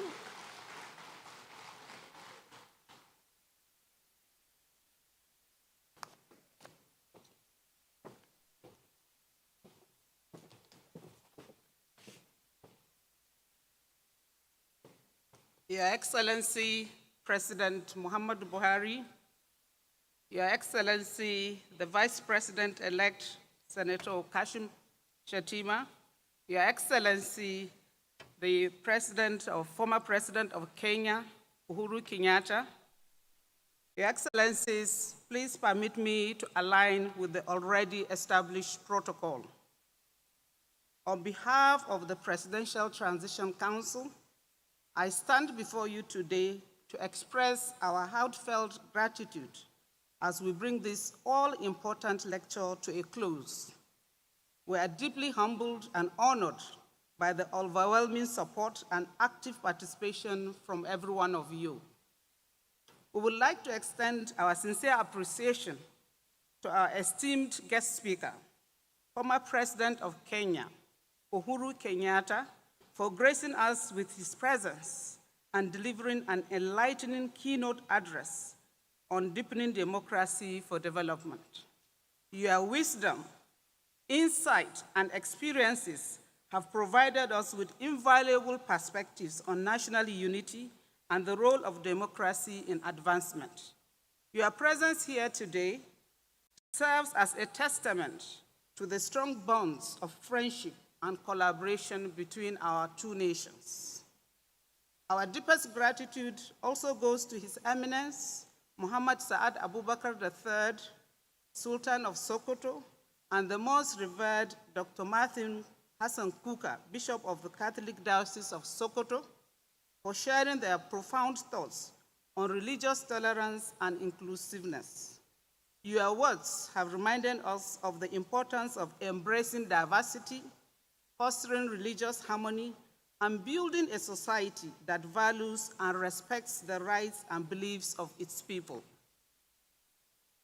We would also like to express our appreciation to Dr. Akinwumi Adesina, President of the African Development Bank, and Amina J. Mohammed, Deputy Secretary General of the United Nations, for their insightful discussions on strengthening the Nigerian economy in the Tinubu years and security and development, respectively. Your expertise and contributions have shed light on the critical areas that underpin our nation's progress and prosperity. We are truly grateful for your commitment to Africa's development and your dedication to supporting Nigeria's growth. A special note of thanks goes to Dio Israel, National Youth Leader of the All Progressive Congress, for his enlightening presentation on youth inclusiveness in governance. Your passion for active participation of the younger generation in governance and their engagement is undoubtedly a great contribution to the evolution of our nation. We thank you. To the amazing organizing committee, volunteers, and other support staff, your enduring commitment and tireless effort has been the driving force behind this seamless, momentous lecture. Your dedication and organizational skills have been truly commendable. Thank you for your relentless hard work. We would also like to thank our esteemed guests, distinguished personalities, excellencies, scholars, and representatives from different sectors, members of the media, who actively and continue to echo our mandate. We thank you for coming. To the Secretary of the Government, to the Government of the Federation, my immediate boss Mustafa CFR, I say thank you for your exceptional leadership, meticulous planning, and commitment to excellence. Indeed, your strategic insights and attention to detail have played a pivotal role in shaping the philosophy and objective of this lecture. To the President-elect and the Vice President-elect, as you stand on the precipice of assuming the highest office in the land, you have been chosen to be the voice of the people, the guardian of their hopes and aspirations, and the catalyst for positive change. The decisions you make will reverberate far beyond your term in office. I have no doubt that your leadership will be of positive transformation to leave behind a nation that is stronger, more united, and more prosperous. Lastly, and on behalf of the entire, the Transition Council, I would like to express our deepest gratitude to His Excellency President Muhammadu Buhari for your unwavering, invaluable support and commitment to the whole transition process. Your Excellency, your vision, dynamic leadership, and dedication to fostering a democratic culture that values inclusivity and unity have laid the foundation for this remarkable gathering. We are truly honored to serve under your leadership and grateful for the opportunities you have created for sustainable national development. In conclusion, let us carry the spirit of this inauguration lecture with us as we leave this venue. May we continue to embrace the values of unity and democratic consolidation. Let us strive to bridge the divisions in our society, promote dialogue and collective responsibility, and work towards a future where every Nigerian feels valued, respected, and included in our nation's development trajectory. I thank you all for your kind attention, and may God bless our nation. Thank you.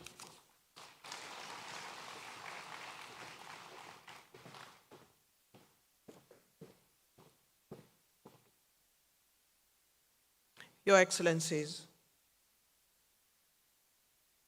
Dr. Habiba Lawal, Special Advisor to the President, Policy and Coordination, and in her words, the President-elect, the Vice President-elect have been chosen to be the voice of the people. It is our hope that every Nigerian feels valued and respected and included in development. Let's hear another round of applause for Dr. Habiba Lawal. And on that note, Your Excellencies, distinguished invited guests, ladies and gentlemen, it's time now for me to invite to the podium the man who sits as Vice President-elect, and he would be making his remarks in that position. His Excellency Vice President-elect Kashim Shettima.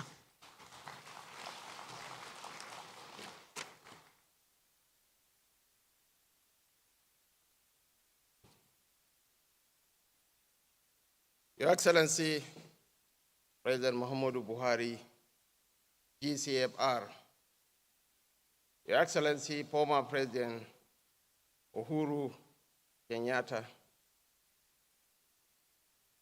the Deputy Speaker of the Federal House of Representatives, the maverick politicians, the Turaki Kepi, the National Chairman of the APC, and members of the NWC of the party, His Eminence, the Sultan of Sokoto, my Lord Bishop Hassan Matthew Kuka, the President of the ADB, Dr. Akinwumi Adesina, the Oni of Ipe, and my young brother, Dayo Israel, members of the National Assembly present here, our service chiefs,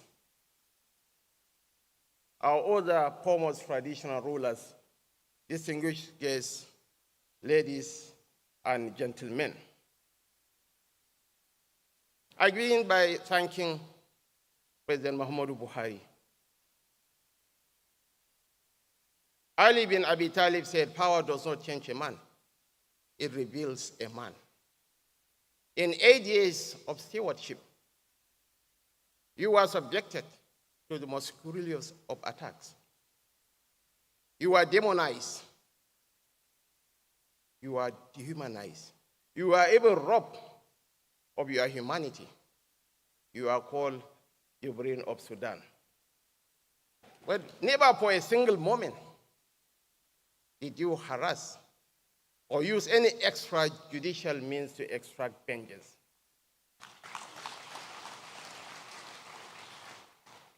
About a year ago, the nation was at the brink of an implosion.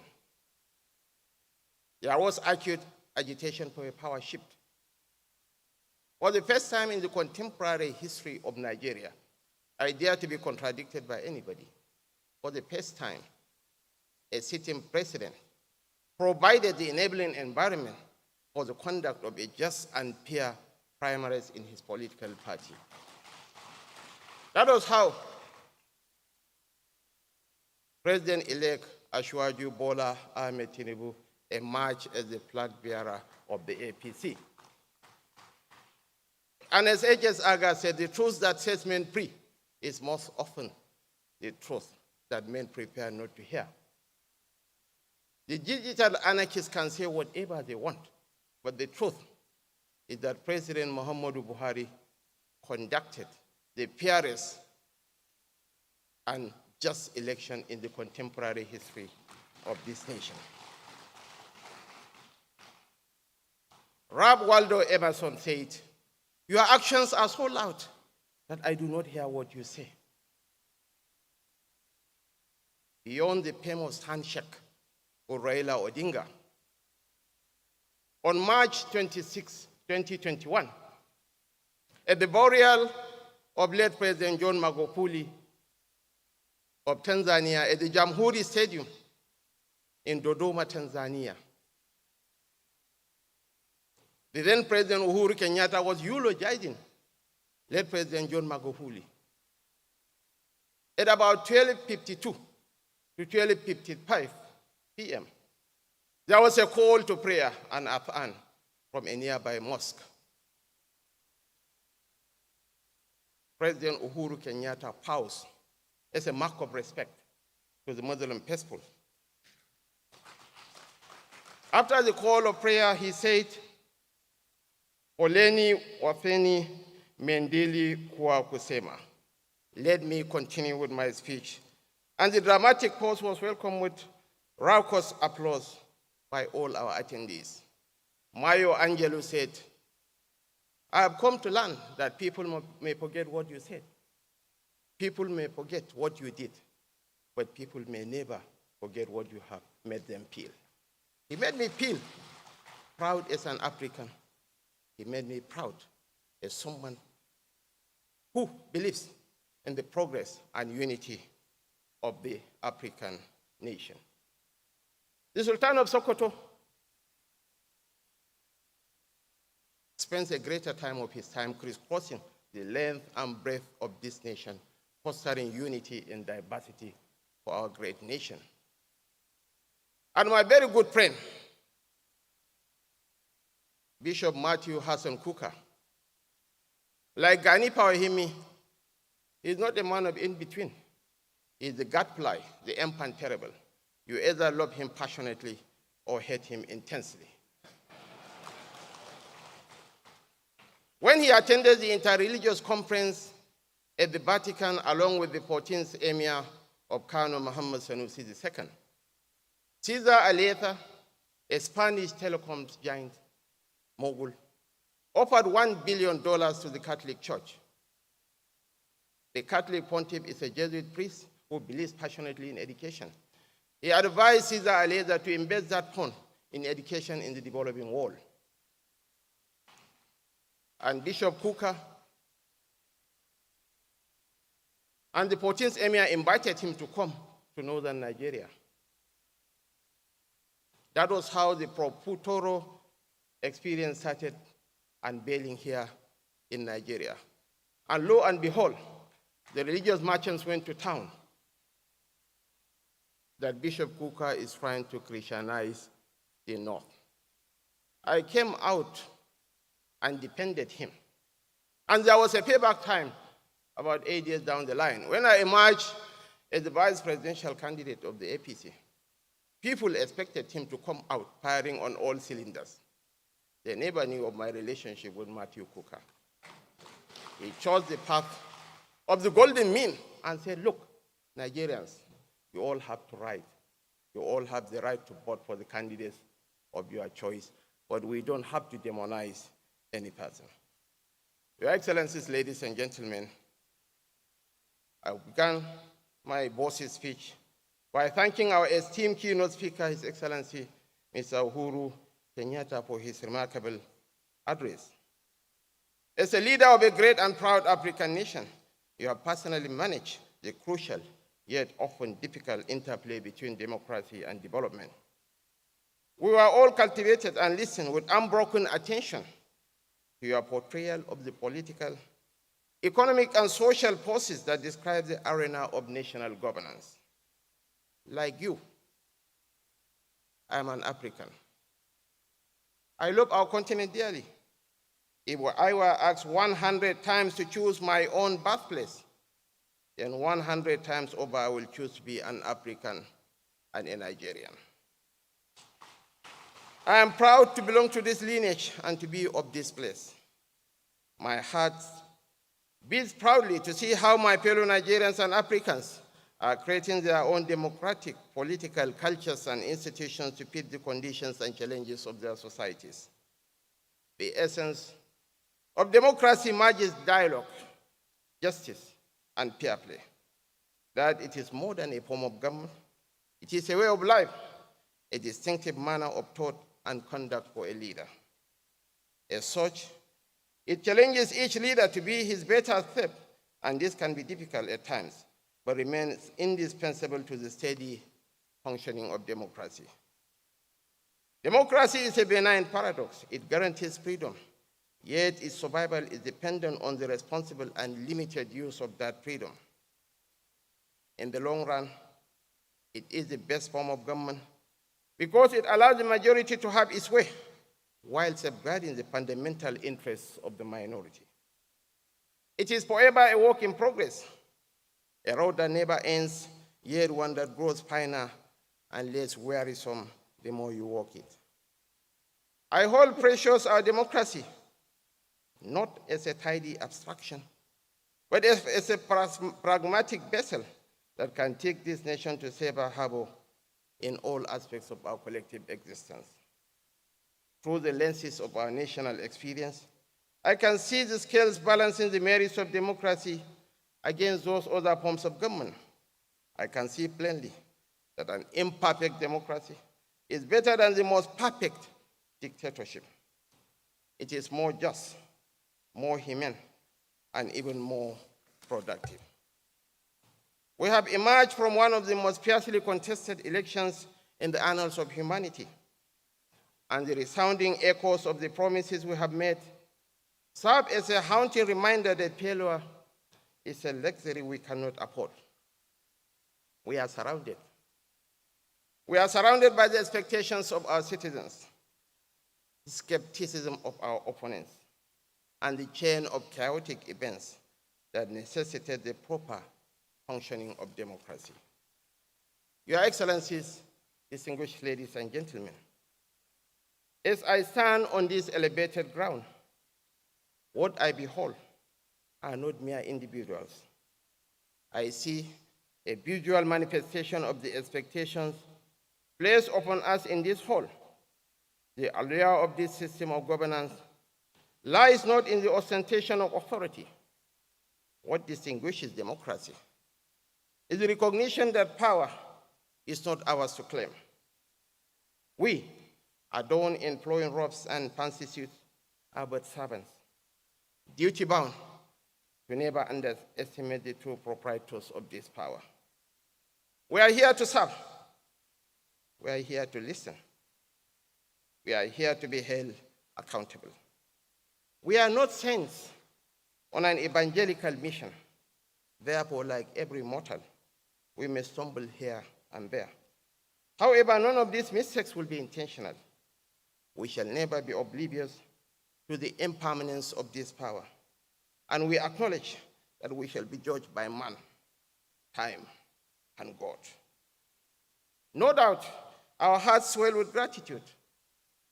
No doubt, assuming the mantle of leadership in these troubled times warrant deep reflections. We shall undoubtedly honor and celebrate this opportunity. Yet I implore you, let the strains of our jubilation be hushed, for now is not the time to revel in the enchantment of triumph. Instead, let us come together in solemn unity and recognize the realities that afflict our nation. As Winston Churchill said, truth is so precious that it has to be surrounded by a bodyguard of lies. In politics, a lot of lies are being traded on as the truth. Your Excellencies, ladies and gentlemen, I was a child of necessity. There is no any Islamization agenda. Bola Tinubu, Asiwaju Bola Ahmed Tinubu is a Muslim who is married to a Christian. Not only a Christian, but a pastor of the Redeemed Christian Church of God. Someone who has not Islamized his family. People are alluding that he has the intention to Islamize the nation.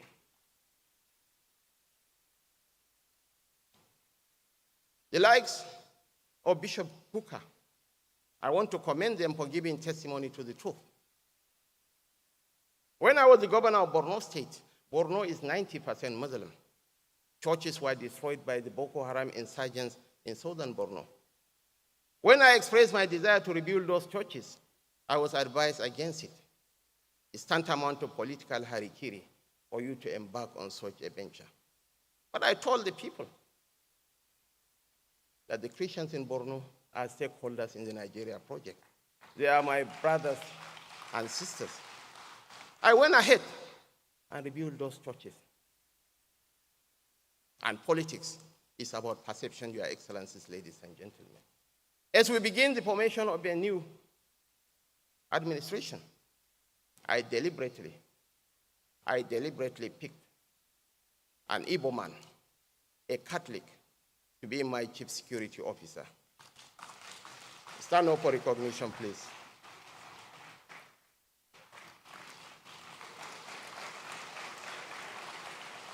For the purpose of inclusivity and togetherness, again, I deliberately picked a Northern Christian to be my ADC.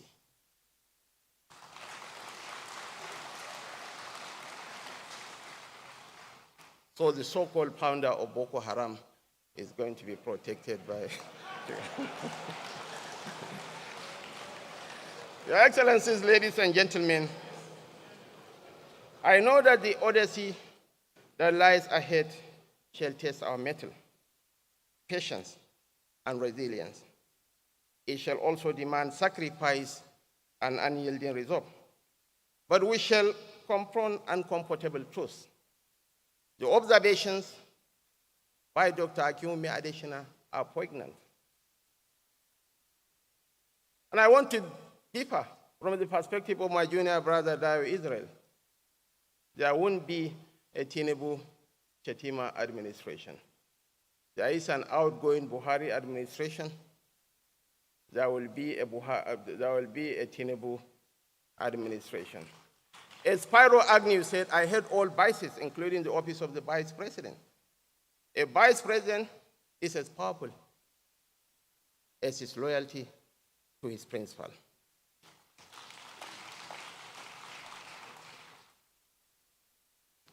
I don't want to be presumptuous and make loud pronouncements, but definitely the issues highlighted about the fuel subsidy removal, about the realignment of the exchange rates, multiple exchange rates, will certainly be addressed by President-elect Bola Ahmed Tinubu.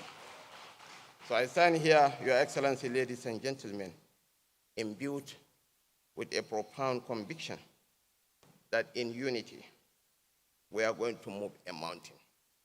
I implore on all Nigerians to give us the benefit of the doubt, to invest your trust and confidence in the Tinubu project, to believe in the Nigeria project. In spite of the division that permeated our politics in the last 2023 presidential elections, the most Christian of northern states is Benue. Benue is 90% Christian, but the Nigerian candidate defeated the religious candidate in Benue state. We won 2 of the 3 Senate seats. We won 10 out of the 11 House of Representatives seats, and we won the governorship seat in Benue state. The most northern of northern states is Sokoto. The Nigerian candidate lost to the regional candidate by a mere fraction in Sokoto. We won 2 Senate seats in Sokoto, and we won the gubernatorial race in Sokoto. So finally, Your Excellency, ladies and gentlemen, what binds us together supersedes whatever that divides us. Thank you so much, and may God bless us all.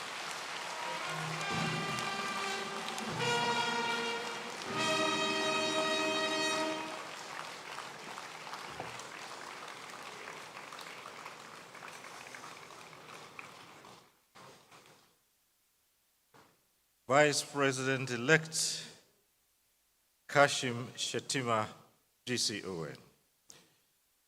Your Excellencies, distinguished ladies and gentlemen, just a couple of notifications. Just to bring to your notice quickly that after the morning's events, that is after the President has spoken, there'll be a photo shoot, and it will be in 2 batches. Let me just quickly acquaint you with that. That's after his speech. The President will be in a photo shoot with the Vice President-elect, with President Uhuru Kenyatta, and 4 of the 5 contributors who spoke here today. They'll be in a photo shoot, and then for the second part of it, they will be joined by the Secretary to the Government of the Federation, the Head of Service, the Deputy Speaker of the House of Representatives, the APC National Chairman, and the APC National Secretary. That's for the photo shoot. May I also bring to your notice that after his speech, the President would be stepping in to take a look at the inauguration exhibition of Nigerian arts and crafts at the Executive Hall. He will declare that open. And once he has done that and taken his leave, other guests are encouraged to also go into the Executive Hall after the President has done with the business of declaring it open, to also have a look at the exhibition of Nigerian arts and crafts. That's at the Executive Hall. And now, Your Excellencies, distinguished ladies and gentlemen, to now deliver his address, may I invite His Excellency Muhammadu Buhari, President of the Federal Republic of Nigeria.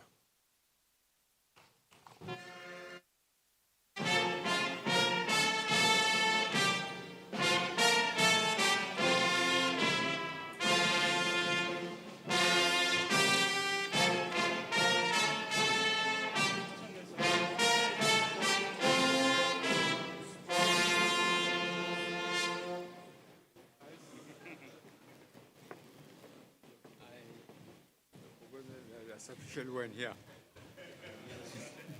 Yeah. Please sit down. Thank you very much. Thank you very much. Your Excellency Uhuru Muigai Kenyatta, former President of the Republic of Kenya, Deputy Speaker, House of Representatives, the governors present here, members of the National Assembly, Secretary to the Government of the Federation, honorable ministers, Deputy Secretary General, United Nations President, President Africa Development Bank, Chairman and principal members of All Progressive Congress, Chief of the Staff and the Service Chiefs, our royal fathers, ladies and gentlemen,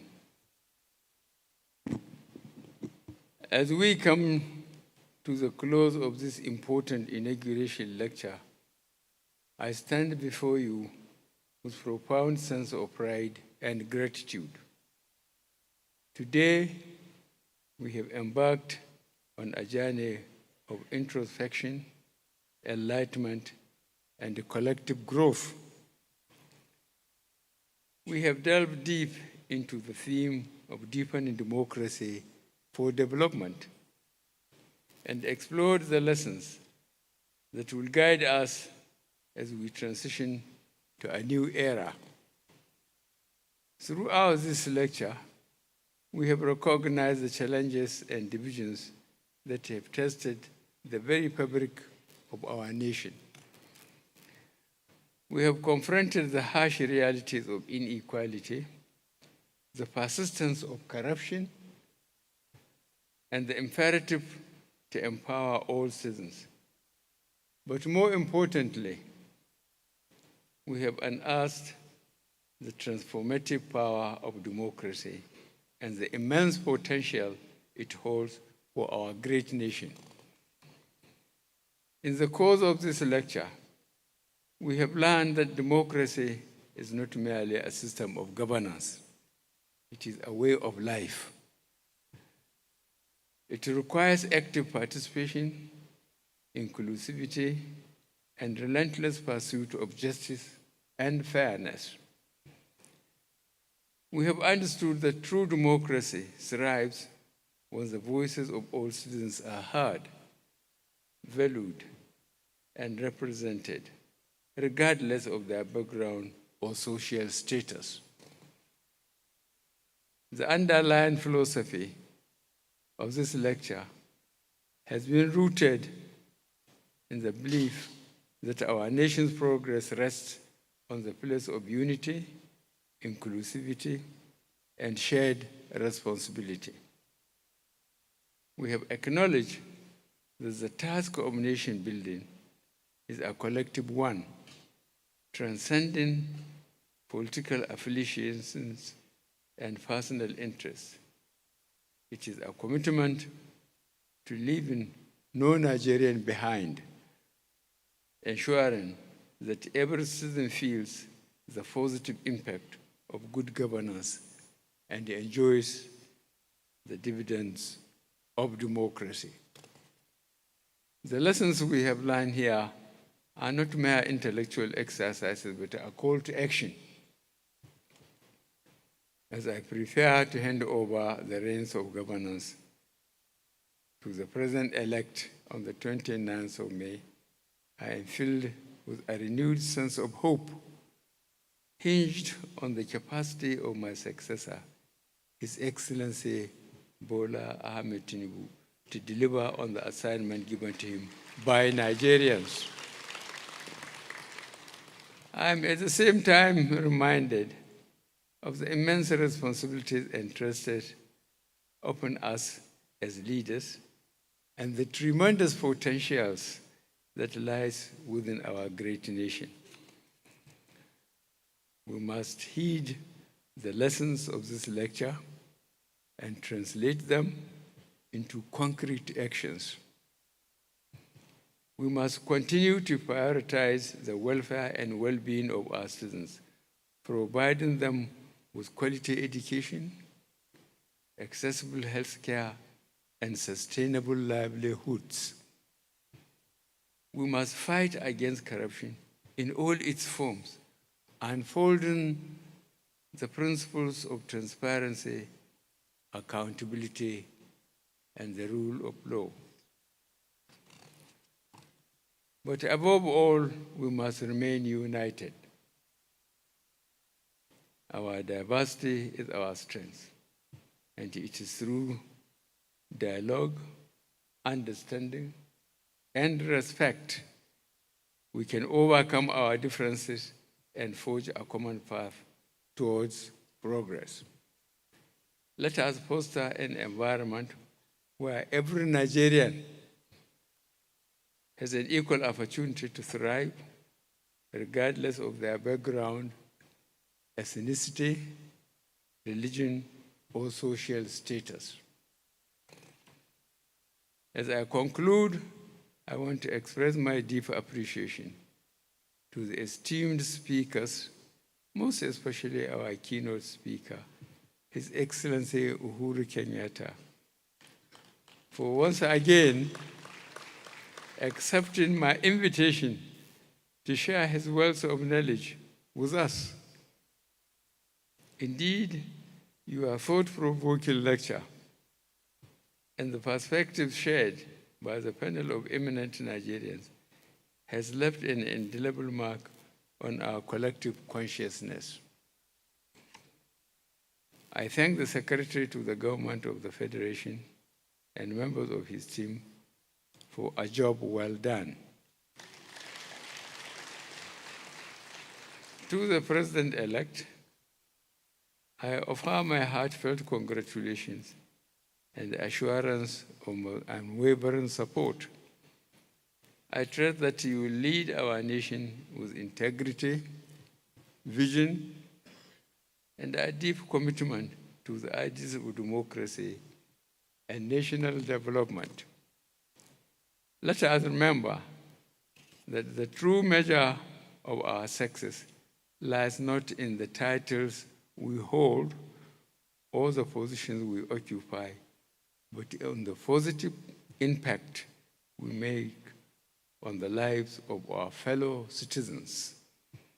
Together, let us march forward, guided by the lessons learned from this lecture, and build a Nigeria that is prosperous, inclusive, and anchored on the principles of democracy. Thank you, and God bless the Federal Republic of Nigeria. The President will now be joined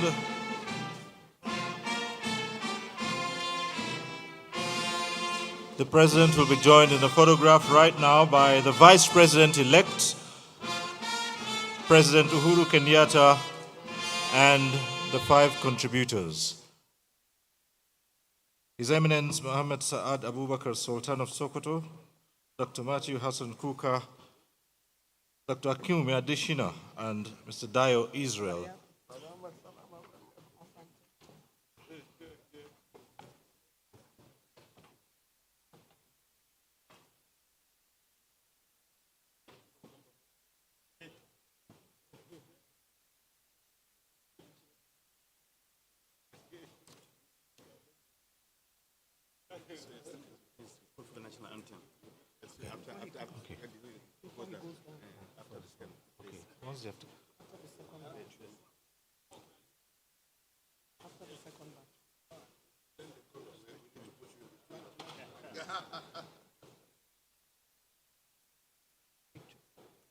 The next photograph will the SGF, the head of service, the deputy speaker, the APC national chairman, and the national secretary of the APC will join them for the next session. Thank you. Thank you, sir.